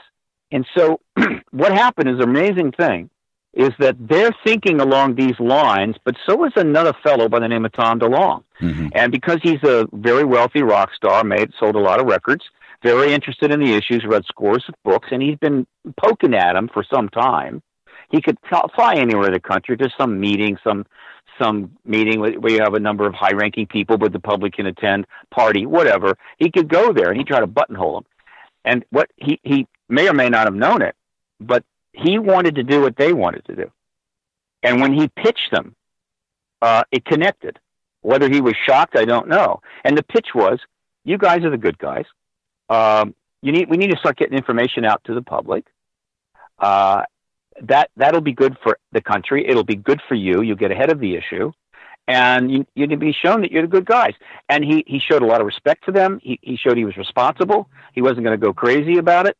And they're thinking, we want to go ahead of this issue, which means we've got to do something outside the Pentagon. They can't do it from within the Pentagon. It's going to have to be outside. They're going to have to be out of government. But there were plenty of heavy-duty career people there that were retired or about to retire. But if we go out there and one of us is the head of the program, there's going to be a lot of distrust. It's going to be, who's heading the program? Oh, CIA guy. So what if we had a spokesperson, was the head of the program, the CEO of the project, who was a 42 going on 32 rock guy with a huge following and a huge Twitter account and whatever, who relates to people and he has never worked in government, has never had classified clearance.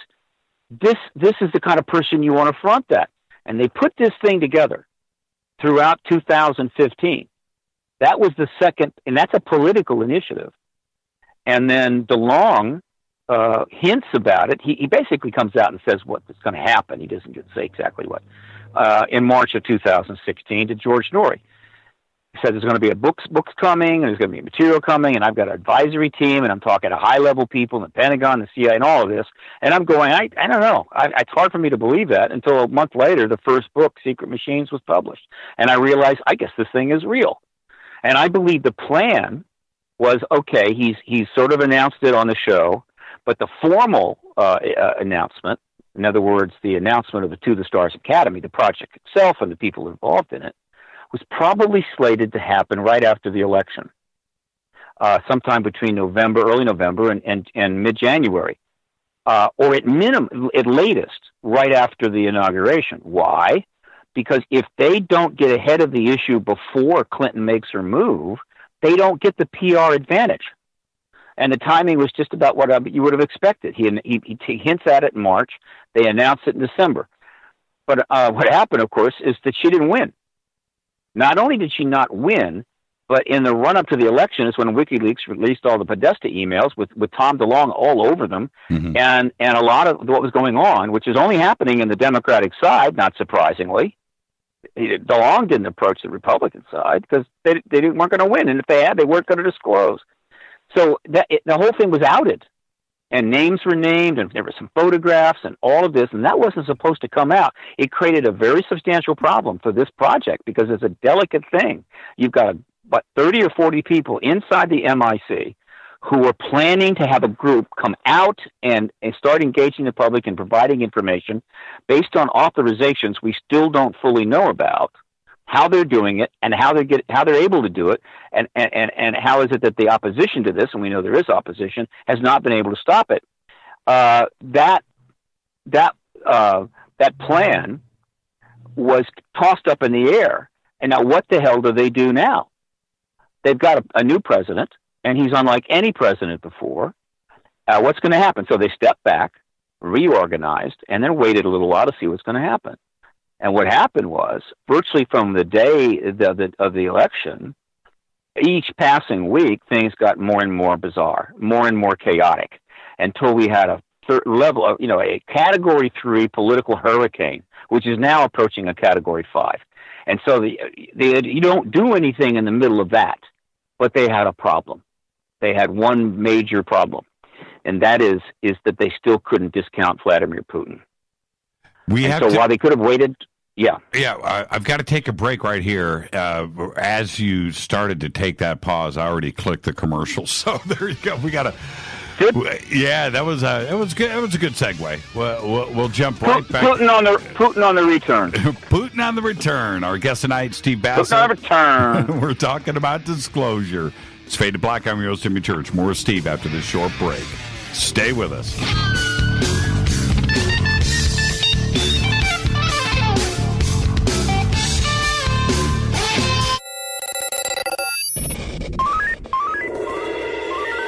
Way out here, we listen to Jimmy Church. You're listening to Fade to Black. Always on the edge of the hottest alternative talk. Jimmy Church with Fade to Black. KGRARadio.com. ¿Qué tal, mis amigos? Yo soy Mario Carson, el tiburón, y los invito para que escuchen a mi buen amigo Jimmy Church Radio. ¡Claro que sí!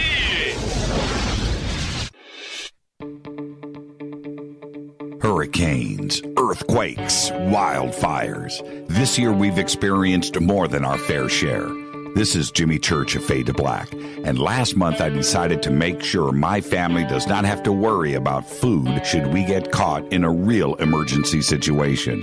Introducing Numana, a healthy, storable product that tastes so good that you'll want to eat it every day instead of just during those times of duress. All Numana products have a 25-year shelf life, are MSG and GMO-free, no preservatives, and are made in America. With the Numana pack in your home, you'll be able to sleep at night knowing that you've protected your family. Not only have I tasted and tested, I own it. Now you can too. Just click on the Numana banner on JimmyChurchRadio.com and use the promo code Jimmy when you order. In addition to a discount, we'll send you an autographed Fade to Black t-shirt. Seriously. Go Beckley Tappy.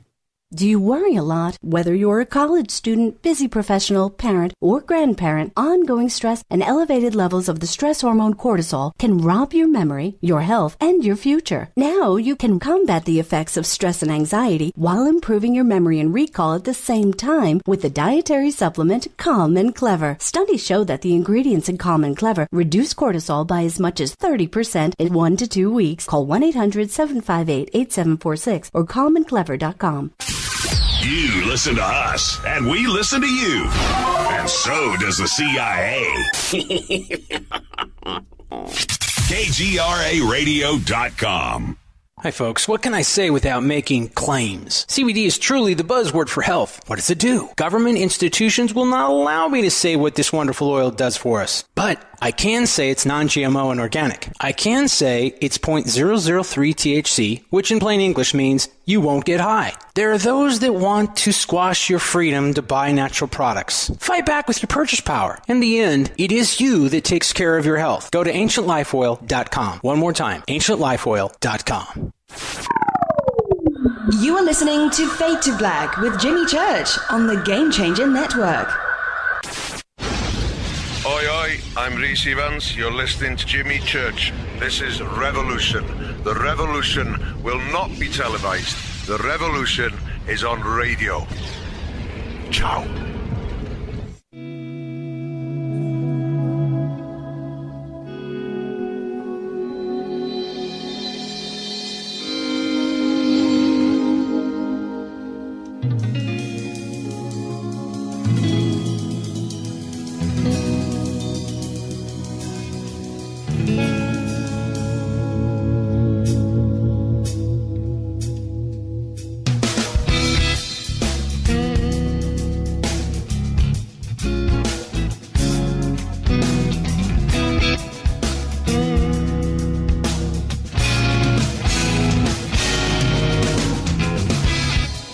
Welcome back, Fade to Black. I'm your host, Jimmy Church. We're talking disclosure tonight. We have Steve Bassett with us, Executive Director of the Paradigm Research Group. And Steve, before we, are you with us? Oh, yes. Okay, I've just got an echo there. Okay. I want to go back to your comment that you made right before the break about Hillary not getting elected. Man, I've got a weird echo going on. Huh. Are you there? Oh, I lost Steve. Yeah, that was a weird echo. Let's bring Steve back. If that was weird. And we'll do a quick reset. But what I wanted to do with Steve as I wait for him to come back to us. Is it still there? And no, it's gone. See, Good. They're listening, Steve. They're messing with us, man. Well, my phone is I think my phone is tapped quite often, and it really causes a number of issues. And I used to kind of know when that's happening. This could be another. And we reset and we're clear. They'll have to come back and chase us down. I wanted to go back before we move forward into Putin. You made a very interesting comment right before the break about Hillary not getting elected and it kind of derailing things a little bit. I want to fast forward to Contact in the Desert. I had a panel on the last night. I don't know if you were in attendance. If you were there, great. But Peter Levenda was on the panel, and he had brought up the 3 videos that were released. And as he brought them up, I had over 1,000 people in that room, standing room only, packed, and I heard murmuring like boos, and I was like, "What?" And I turned to the audience, and I said, "Well, wait a minute. You guys were excited about those videos, right?" Steve, you could have heard a pin drop.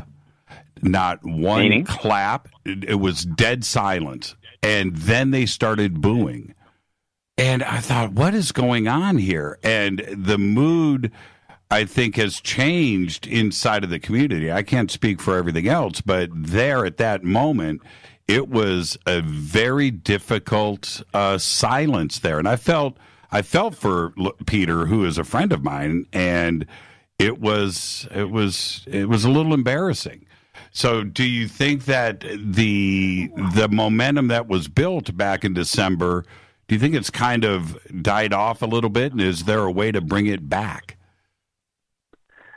Well, first, why do you think they were booing? Did you ask any of them? Look, I'm on stage. You can go back and watch that video. It caught me by surprise, okay? Right. It caught me by surprise.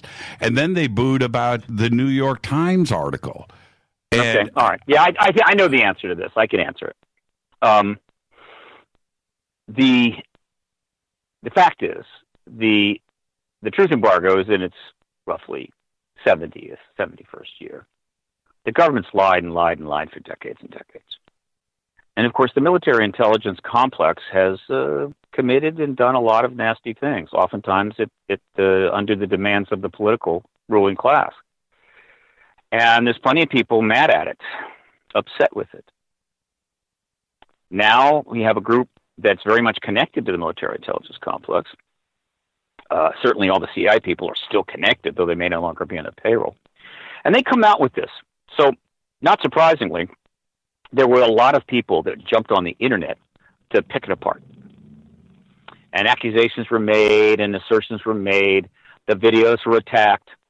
And this is the internet. You've got millions of people on it. So if just 1% of them decide to issue a definitive statement of their opinion, then you've got a whole lot of opinions flying around. And a lot of people bought into this. Meaning, oh, of course, I'm familiar with them. I've read these skeptical analyses. I've read some of the attack analyses and so forth. None of them impress me. They don't have the substance. They stray from common sense, and they're misleading. But there's enough distrust out there that people are prepared to buy into these attacks on this initiative, and I understand that. And so they're not, a lot of them don't want to believe what the To the Stars Academy is putting out. And of course, the president is telling them that the New York Times is nothing but fake news. I mean, this is what I'm saying. This is an extremely complex situation right now, which is where I kind of come in, because these people don't have the luxury. Very few people in that audience have the luxury of focusing on this for 21 years. So let's just say that I have a little broader, more deep perspective on what is happening with this initiative, that what I call the To the Stars Academy. I'm leaving off the arts and science. They went too far. And so they were wrong. But my job is to hopefully provide the insight that will allow people to start seeing this more clearly. Now, there's no question that attacks and assertions of misleading material, as well as even false flags, whatever, is going to cool the momentum. But the thing that's mostly cooling the momentum is the political chaos that's underway, which is consuming the media. We have a full-fledged media frenzy underway. It's already been going for some time. It's going to continue to build. Right. And generally, the media can only do one frenzy at a time. They can't. They're not. They can't. They're not a multitasking eating frenzy or feeding frenzy operation. So until this storm settles down, everything is kind of slowed down, and the ET disclosure movement is hardly the only thing. So what I'm going to say is, yeah, things have slowed down, but I wouldn't worry about it. Well, what I was impressed with when those announcements happened through the New York Times and mass media everywhere on that Saturday on December 16th.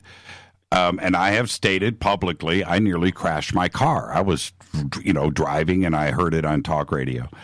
And I was so happy. And I know that this community was happy. It was like, okay, finally, finally. But is there a way, what would have to be next for To the Stars? For the media it's got to be elevated, for the media to take another swing like they did, and it was great. They knocked it out of the park, but the next one's got to be even bigger. So what is it that they could do? And I'm specifically referring to the Stars.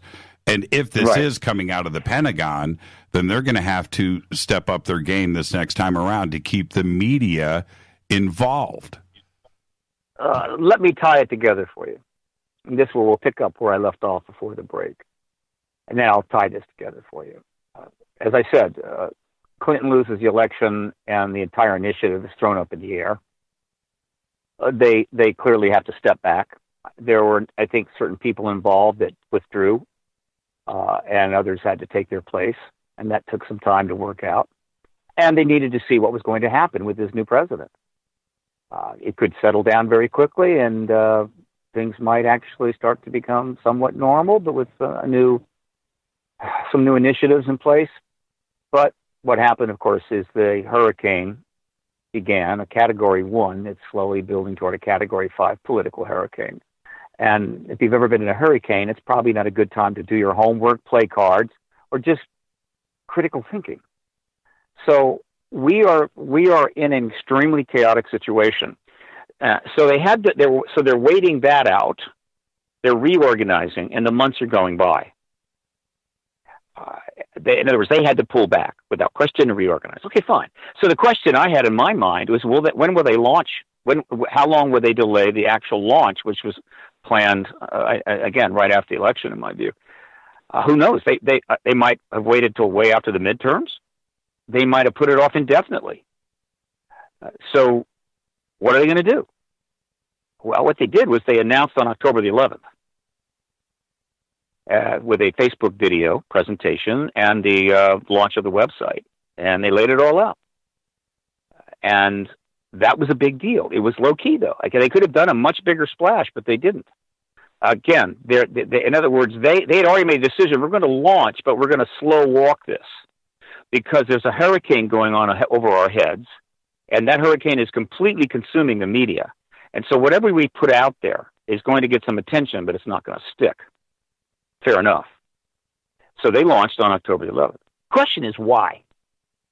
And the best answer I have, and I'll add here that my assessment of this, which is essentially a professional guesstimate, could be wrong. And if in fact it wasn't like this, any one of the Stu the Stars Academy are welcome to get in touch with me and say, no, Steve, it wasn't like this. Here's the way it was. And that would be great. And I'm happy to correct my assessment. But right now I'm pretty comfortable with it. Why did they go ahead and launch, even though the hurricane was up to a Category 3 by last October? Putin, the wild card. If a disclosure announcement coming out of Clinton early in her administration, without them being out in front of the issue, was going to be a serious PR problem for them. Vladimir Putin announcing the ET presence, which he could do anytime he wants, before they got out ahead of the issue, would be a catastrophe for them. And as it happens, I've been pushing Putin and Xi Jinping, but mostly Putin of late, as perhaps the number one candidate for the disclosure presidency for some time, doing it primarily to put pressure on the Pentagon and the White House. It's not that I'm lobbying for Putin to be the disclosure president. I'm saying, guys, you understand that unless he's on your payroll, he can do it anytime he wants, in which case you've got a real problem. This is my way of putting pressure on. That's what you do. That's what activists do. You find ways to put pressure on the government to get them to do what they don't want to do. And it got more interesting because when I left the country after the election, because I was a little bummed out, and I went to London, and right away I was invited by a national Russian a network to come and to do an interview with them in London. And I said, no, I'll do it in Moscow. They said, fine, you're going to pay your own way. I did.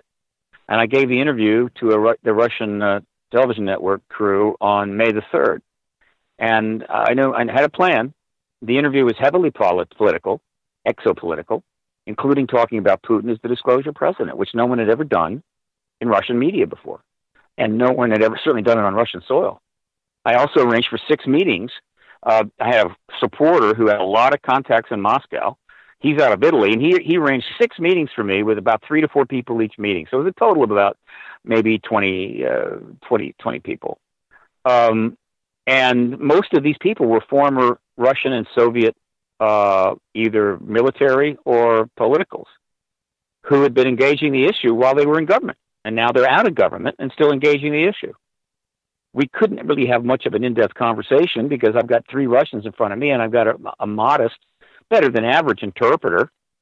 Or how deep are the discussions going to be? It was more like, how you doing? How's everything going? I'm into this. What are you into? Blah, blah. That's it. The reason I took those meetings is I know that if I took those meetings, there was no way that Vladimir Putin and the Kremlin wasn't going to know I was in town. No, they knew. And ultimately figure out why. I knew the CIA would have known. Right. And so I'm thinking, okay, what's going to happen? It was a test. It was my way of testing Putin on this. Because if Putin didn't want to be connected to the idea of him being the disclosure president, that interview was never going to see the light of day. None of it would be used in any of the network's programming, and I would never get the English language version of it, which wasn't the studio quality, but it was a second version done by the journalist. I might even be able to get out of the country. But what happened was I did get out of the country. 5 months later, they did use a little bit of the interview in one of their shows. And then Pravda RU ran 2 articles about my calling for Putin to be the disclosure president, which they're not going to do if Putin doesn't want it. And then I got the English language version. I put that out. I eventually did a press release with the key components, and the American press completely ignored it. English press, except my website. And so what I was able to do was confirm that obviously Putin was not uncomfortable with an American activist connecting him to the possibility of being the disclosure president, not just in American media, but in Russian media in Moscow. Well, guess what? The CIA and the MI6 people obviously were watching this right from the beginning. May, June, July, August, September 2017. And they're thinking, this guy, this Bassett guy, he's crazy. He's an obsessive compulsive, clearly. He won't give up. He's just not going to stop. My God, he might just incite Putin to disclose. This would be a catastrophe. And so I believe they chose to go ahead and launch on October the 11th, into the hurricane because Putin was not, they don't control him. I mean, every indication is Putin is doing what he wants to disrupt American democracy, American international relations. He's eating our lunch. He's playing three-dimensional chess, and we're playing hooks and ladders. And so disclosing the ET presence would be incredibly disruptive and undermining our position and embarrassing the hell out of our military intelligence complex. I believe, and if the To the Stars Academy people don't agree, I'd love to hear their opinion. I think that's why they launched. And so where are we now? Okay. They launched it. They made their first major move when they held selective interviews with the New York Times to give them a lot of information, which the Times vetted and decided it was legitimate and wrote the stories. I mean, they're not in cahoots with the New York Times, but obviously they wanted those stories in the Times. They handed over 3 gun camera footages of 3 separate events, first time that's ever happened from any nation ever. There was a little gun camera footage released, I think, into a documentary by somebody that didn't know what the hell they were doing. Nobody even knows where it is now. It's hard to find. But in terms of official releases, never happened because releasing gun camera footage of IAPs being intercepted by high-end military jets, you put out 20 of those, and the truth embargo will blow sky high. And so that stuff was not available. You couldn't get it under FOIA. You couldn't get it, period. And if anybody had tried to leak it out, they'd have gone to prison. Well, the appropriate people inside the Department of Defense, despite what their public relations person says in the front office, declassified those films. They redacted a lot of it. They gave it, short amounts. There's much more to them than just what we saw. Of course. And it gave them to Luis Elizondo to present to the New York Times. And those articles were written, huge number of articles. I've got a couple hundred articles related to that on my archive, my print archive, which has nearly over 10,000 articles linked. And you can go read them all if you want to at ParadigmResearchGroup.org. So they did that. But then they haven't done anything since. So you got January, February, March, April, May, June. That's because they're slow walking it. It's not, the momentum obviously is being reduced by that. But the reason they're slow walking it is because the political hurricane is only getting worse and worse. There are major reports that are going to be dropped by the prosecutor, Mueller. There's going to be more indictments, more chaos. God knows what's going to happen. And they realize that if they come out with another big thing, it's just going to be blown away by the hurricane. Yeah, it'll get some attention, but the media can't stay with it. The New York Times, in normal times, would have been all over that issue once they did those first articles. They should have had 4 reporters sitting right in front of Robert Bigelow right away saying, Bob, we'd like to see those metamaterials, dude. And we'd like to know a lot more. And how is it that you actually said there's extraterrestrials here on 60 Minutes? They didn't do that. And obviously, the Congress can't do a damn thing. It's mostly involved in a kind of self-destructive process here where everybody's going to pretty much explode. They should have held hearings. They should have hauled Bigelow in front of a committee within days. They didn't do it. That's because we're in extraordinary times. So they're slow walking it in order to hopefully so that things will resolve themselves. In other words, they're hoping that the political chaos will resolve. And the moment that happens, you can expect them to pick up speed very quickly. But will it resolve? When it will resolve? How much? I don't know. So I'm still quite optimistic, and they're still around.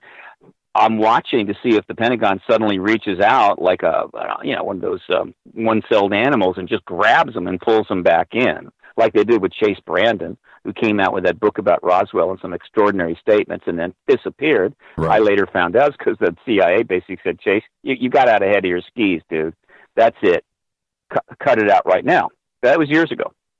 This could happen here, but I don't think so. There's too many people involved. I want to go back to the Bigelow aspect of this, too, as well. I want your opinion. I said this. If I was Bigelow, and hear me out on this, Steve. If I was Bigelow, I would go ahead and go the martyr route.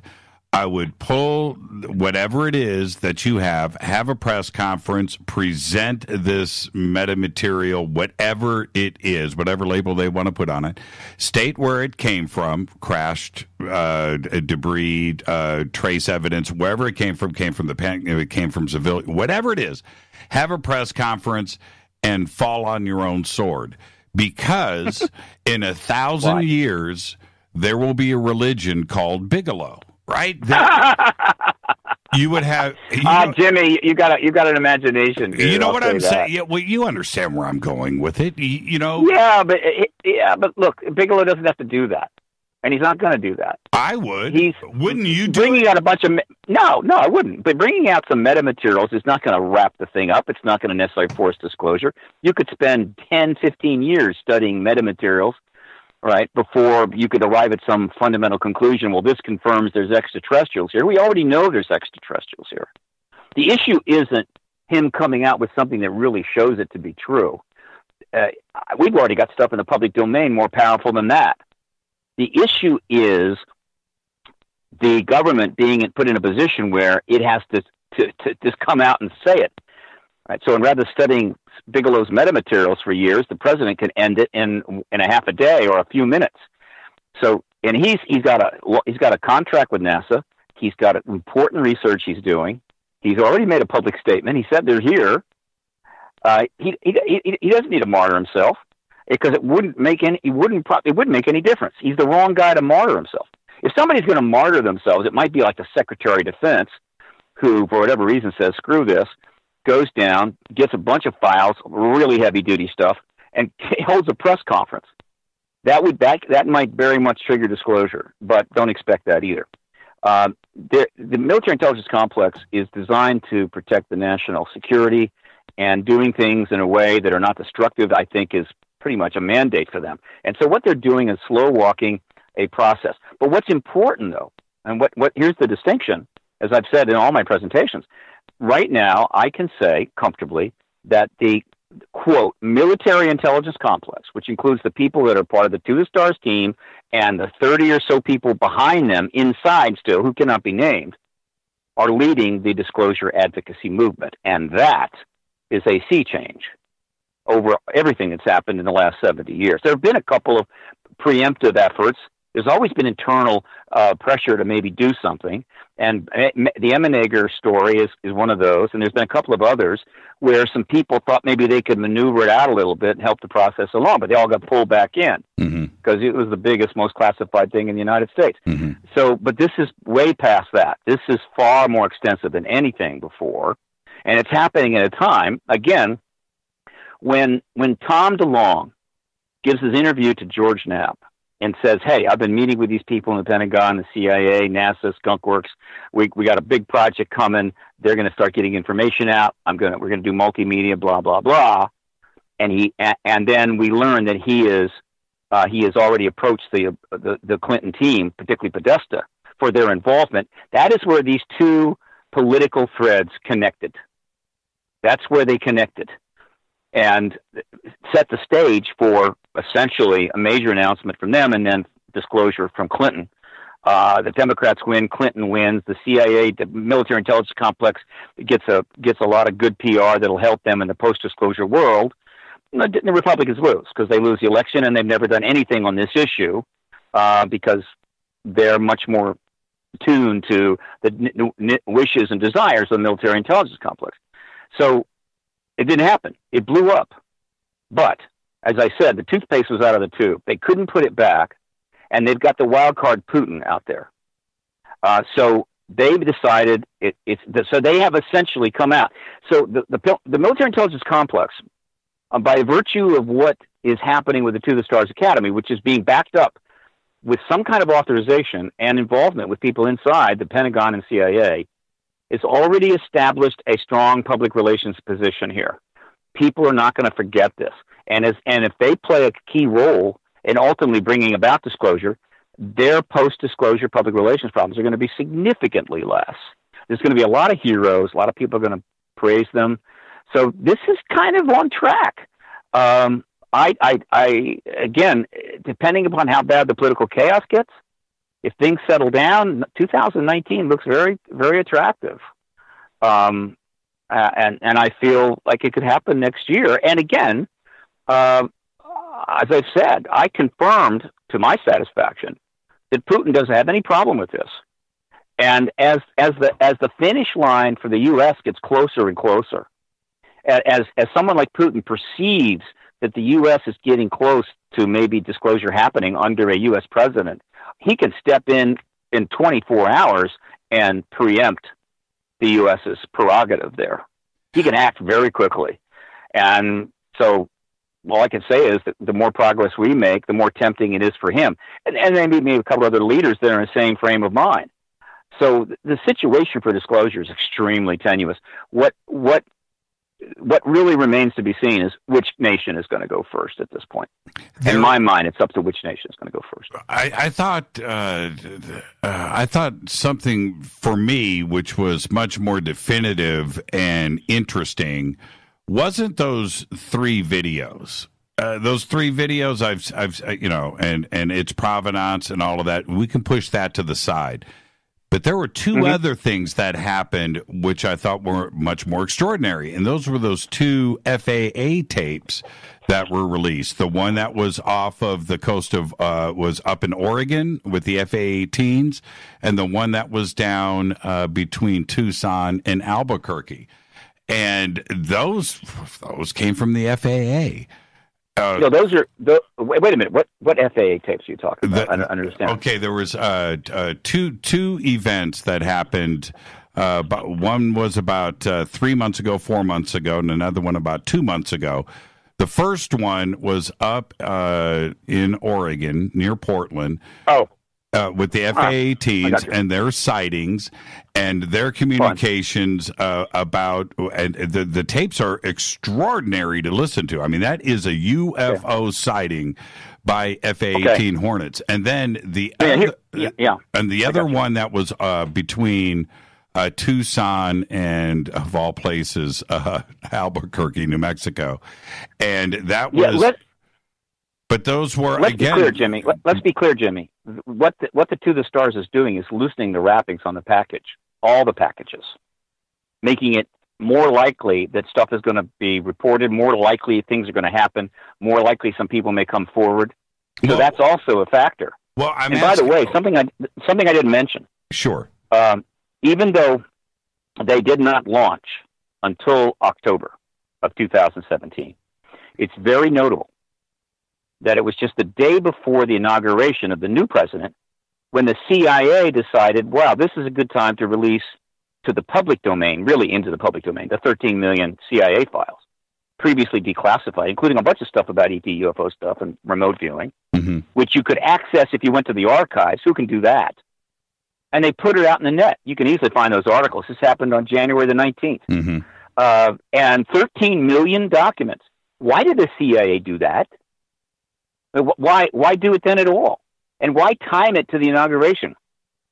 Again, this was a simple way for the CIA, which, remember, has 3 people on the To the Stars Academy team, to become part of the solution, to show that they're not just simply sitting there on all their secrets and not wanting to be helpful. This was a safe thing to do. They were already declassified. They just made them available to every person on the internet, 3 billion people. So that's another example of the military intelligence complex, knowing the public relations problems they're going to face on disclosure, getting out ahead of the issue so they can get a little of the, get a little of the love afterwards. And be able to say, look, we were doing what we could do. We did our best. And people are going to go, great, you really did. Thank you so much. This is a serious thing. You've got these national security people, and there's thousands of them, that have been sitting on this issue, either directly or indirectly by just not talking about it, for 70 years. Now, a lot of them are already dead, but there's plenty of people still alive. And they know that it's a huge problem for them. They know that there's a constitutional breach. They know there's other stuff that's been yanked out from under proper oversight in the White House. And they're going to have to answer for that too, but none of them are as big as this. And so I don't blame them for trying to do what they can to improve their public posture on this so that they don't get completely thrown under the bus when it comes down. Well, how do we know, Steve? But Steve, how do we know? How do we know and trust members of the CIA, ex-corporation guys, ex-company guys, where their job is lies and deception, first off, and second, Elizondo, who is counterintelligence, where that was his gig too. Why are we now supposed to trust and believe what is actually going on? I mean, could the big picture be the opposite of that? Well, first of all, the intelligence services do a lot of manipulation and lying from clandestine positions. That's their job, and they feel like they're defending the country. These guys have announced they put out their resumes. They're not hiding anything. Yeah, I was CIA intelligence operations South America. I was this. I was that. Christopher Mellon, all over the political intelligence connection between the Congress and they just saying it, right? So here we are, and they're not trying to hide anything. They're not trying to say what they're not. And then the other thing is, you look at what they say. I mean, we know a lot of stuff. We're not completely ignorant here, and we're able to assess everything they're saying. And I have been reviewing it all. I've got 88 videos on my Paradigm Research Group website right now of news coverage, television news coverage, as well as scores of interviews with one or more of these people. And when you review it, I do not see deception. I do not see manipulation. And so they will eventually earn our trust by putting out valid information, and we will judge them by their actions. So they're off to a pretty good start. Now, again, there's plenty of people attacking them, but what else is new? That was to be expected. My job is not to attack. My job is to assess. Right. I've assessed the attacks. I'm not impressed. I've assessed what the team is doing. I'm very impressed, and that's where I'm at. And I assure you that if I come to a different opinion, if I learn things that make me say, "Oh my God, this is a maneuver, this is a misrepresentation," I'm going to tell you. So that's the best I can do. I'm very comfortable with what they're doing. I'm very pleased with what they're doing. I'm very respectful of what they're doing. And while Tom DeLonge is the spokesperson, seems a little odd. It's not as odd as people think. If they knew the full story of Tom DeLonge, I think they might understand that this is not that crazy. And the key spokesperson is Elizondo, by and large. So all can I say? If it wasn't for the political hurricane underway, I'd be planning for the post-disclosure world, Jimmy. I mean, we're going to party, right? Yeah, we're going to get cases of champagne. Well, you and I are going to light those fires. I'm with you on that. See. DeLonge is a bit of an enigma. I'll say this. I've gone back and listened to the 3 hours that I did with him, right, on Fade to Black. Mm-hmm. And I've gone back. Right. My original, after the show was done, it was like, oh, that was fun, but, it wasn't that. I went back and listened to it a few times, and it was a much better interview than my memory was. I thought that he was very bright and was on top of his game. And I've talked to him, as you know, many times privately. And I think that he's always been committed. I think he's a funny guy. The private conversations are very animated, and I think he's down to earth with his feet on the ground. That being that being said, you've got this momentum going on here, and if you're going to lose the community, you need to bring the community back, and that's where I think the disconnect is right now. And the community needs it. You roped them in, you got them, you hugged them, and then the wind was let out of their sails, and the wind was let out of their expectations. Well, of course. I mean, everybody expected them to start, hauling saucers out of hangars. And what's wrong? Nothing less than that was going to satisfy them. No, that wasn't going to happen. But what's wrong with that? What's wrong with that is what I'm saying. What's wrong with it is it's not doable. Look, they are operating. It's not like the entire military intelligence complex has decided this is it. They are a group that has decided to make this move. There's plenty of opposition still in the MIC.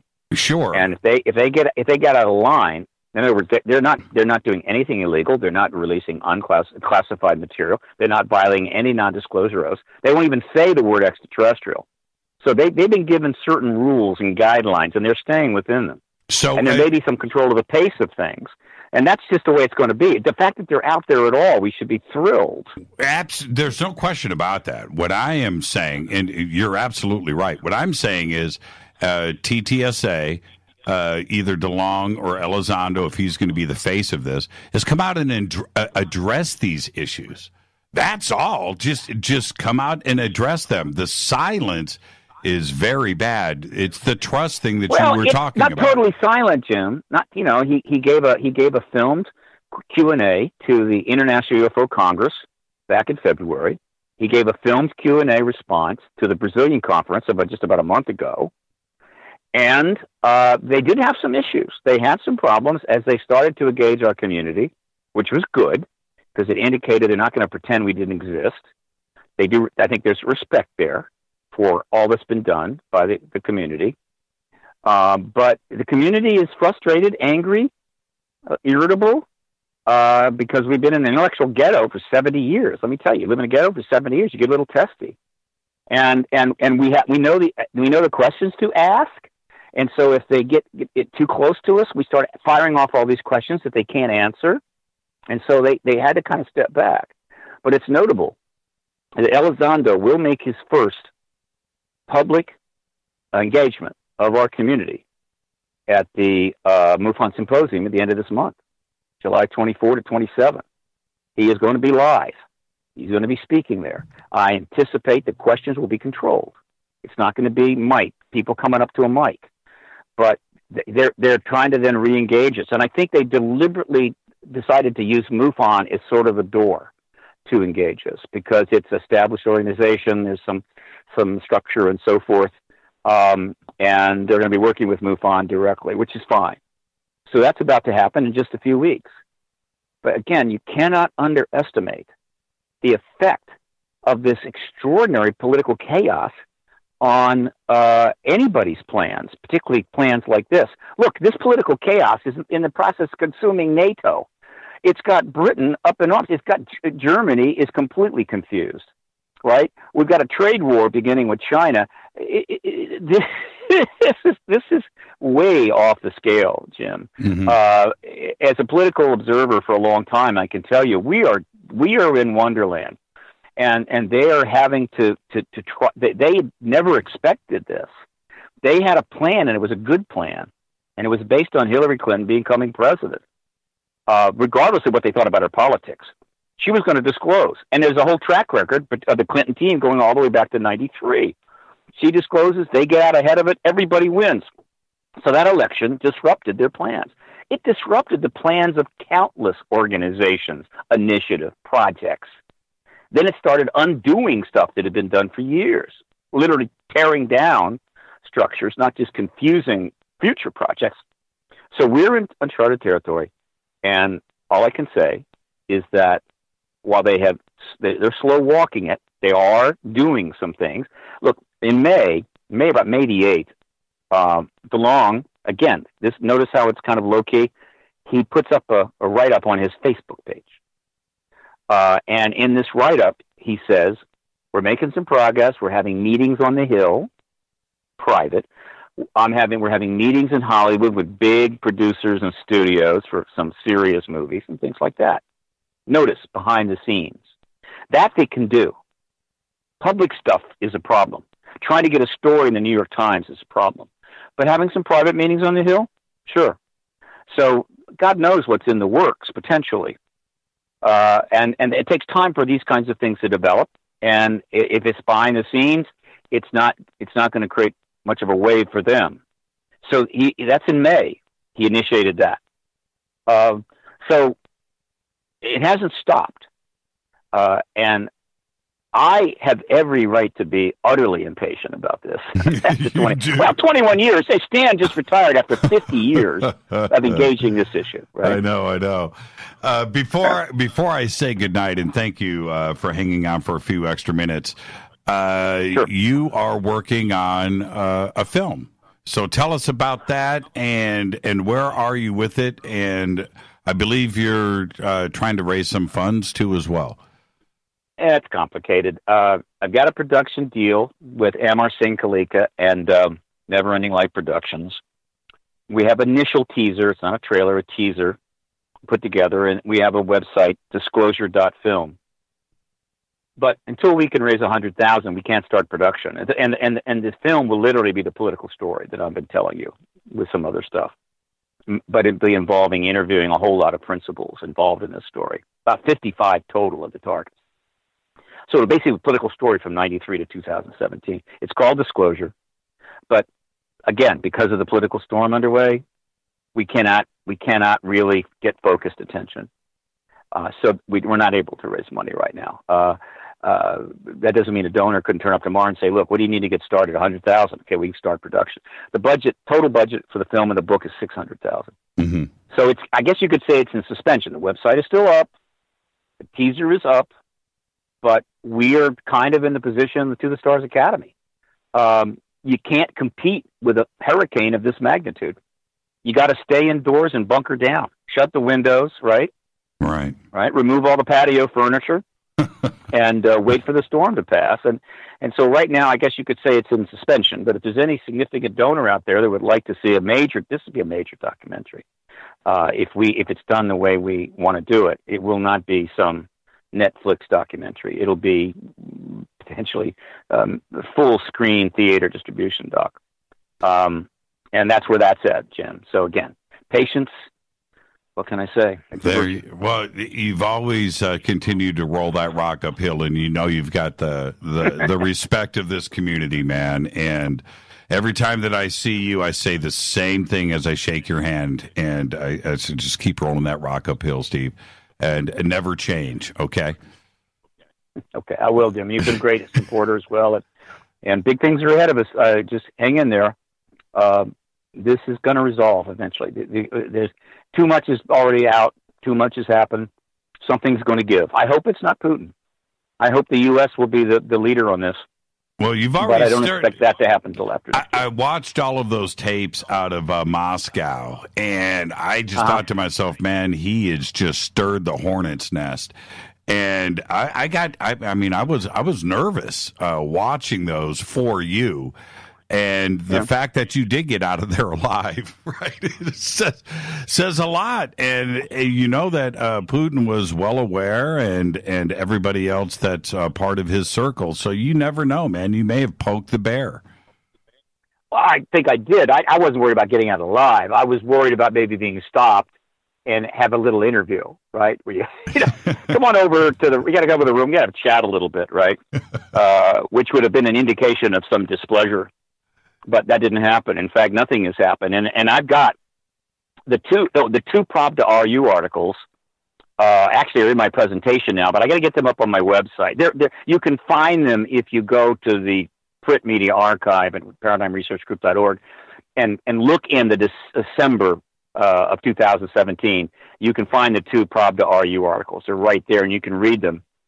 Basically, Pravda RU is, a lot of people say, well, it's just a kind of a Russian tabloid site, but I assure you the Kremlin knows what's going on in Pravda RU. They own it. Same for Sputnik. They own it, man. Yep. And so these articles are basically saying, this activist wants Putin to disclose. And I'm going, okay, that's good. Now, it hasn't turned up on RT. It hasn't turned up elsewhere that I'm aware of. And so, again, that was an indicator. But all I learned was that he's not uncomfortable with it. That doesn't mean he's going to do something right away. There's an awful lot going on right now. Wasn't it Medvedev that slipped up on the news one night and said that he's got the what did he say? I forget. I know. Yeah, I know. The cameras was, after a news interview. After a news interview, he's in the hall talking to one of the reporter types. After it's over, but she has the mic on. She asked him about the secret books and stuff, and the secrets get passed from one president to the next. And he said, yeah. And he literally referred to the ET issue and said that you can learn a lot about that in a film called Men in Black. Was that a slip up? I don't think so. I think it was intentional. It was another little message to the U.S. We're not chopped liver here. We're not potted plant. We know about this too. Just let you know. And the American media, this is so classic, the American media are naturally immediately interpreted as a joke, because obviously it's all a joke, right? Under the truth embargo, it's all a joke, and that's what you have to keep telling yourself, so you don't feel bad about the fact that you've committed a journalistic failure that history will be talking about for 1,000 years, whatever. Right. But of course, but it turns out he wasn't talking about Men in Black with Will Smith. He was talking about a documentary in Russia called Men in Black, which was a serious doc. So yeah, little thing there. Did they follow up? No. But look, believe me, Russia has done more research on this. Well, maybe Russia has done. Soviet Union and Russia have done tons of research in ET issues. A lot of it's been more publicized than in the U.S. There's tons of people, tons of military and pilots and astronauts that have made statements that kind of confirm it. The Russians know what's going on. Do they have a crash vehicle or more like we do? Don't know. But do they know there's an ET presence? You better believe they do. And they have their own reasons, and have always had their own reasons for maintaining their position, which is basically an embargo. They're not acknowledging it, but they're not stopping research on it. They're not cashiering people that talk about it. Give a interview to whether it's George Knapp or Hesseman or some of the others that have gone over there. So our CIA has got to know that they don't have some extraterrestrial phobia, or they're afraid of addressing this issue nationally. They must know that, and therefore they have to assume they have to assume that they could act at any time. If they're not doing that, they're making a huge mistake. And so all I can say is right now, and I've said this: if I had to list the heads of state most likely to disclose, Putin is at the top right now. Not our president. And that's just the way it is. Yeah, and and this is whatever anybody thinks about Putin. I'll lay down the facts right now. He does what he wants, and he's got the respect of Russia propping him up, and he makes his own decisions. There is nobody else there telling him what to do. Absolutely, and the circumstances are ideal. He's authoritarian. He's got a high approval rating. The Russian people and the Putin and the political class are very irritated. They've been disrespected by the West since they basically conceded their republics and stood down from the Cold War. They've been, I guess you would say, abused. We're constantly talking about how they're this and that, and their economy is the equivalent of Rhode Island or whatever the hell. They don't like it. They're a vast nation with a huge history. Believe me, if they get their act together, they could be the next China. The point is that they don't like this. And so this idea that if Putin were to disclose, the Russian people would be thrilled. Russia would be elevated. Putin would be elevated. It would be a real kick in the butt to the West. On a paper, it looks like a no-brainer for Russia under these circumstances. Again, I've done it. I just did it again tonight. I've sent the message to the CIA and the Pentagon and the White House. Whatever the hell. It gets you this: is that guys, you're kind of in a race, but you're like the hare. I mean, you're like you're like the hare that's not taking its time. No big deal. It's going to win. It can't lose. And meanwhile, the turtle, that would be Putin, is just slowly heading for the finish line. And suddenly you're going to wake up one morning and discover the turtle won. And I'm telling you, Jim, if Putin were to disclose the ET presence before the United States, it will be a geopolitical catastrophe. Flat out. Right? I'm not talking nuclear war here. I'm talking geopolitical catastrophe. Right. In terms of the status of the United States in the world versus Russia, and all of the fallout that's going to happen in the U.S. because there's no upside, there's no glory. There's nothing but condemnation and shame. There'll be committee hearings, and they won't be positive. It'll be looking for everybody they can drag in front of the cameras and excoriate. It will just be awful. And so I hope to God somebody in the government high enough to influence decision making is hearing this. I mean, I've only been talking about it for 20 years. No, not 20, 17 years, right? Yeah, and by the way, it's not 1,000. I'm over 1,200 interviews. Oh, 1,201. Let's 1,201. But this is, I think, what is important to realize here. We're always, especially because we live here, but we're always focused on what goes on inside of the United States, and we have our blinders on. The fact remains, and it's very simple.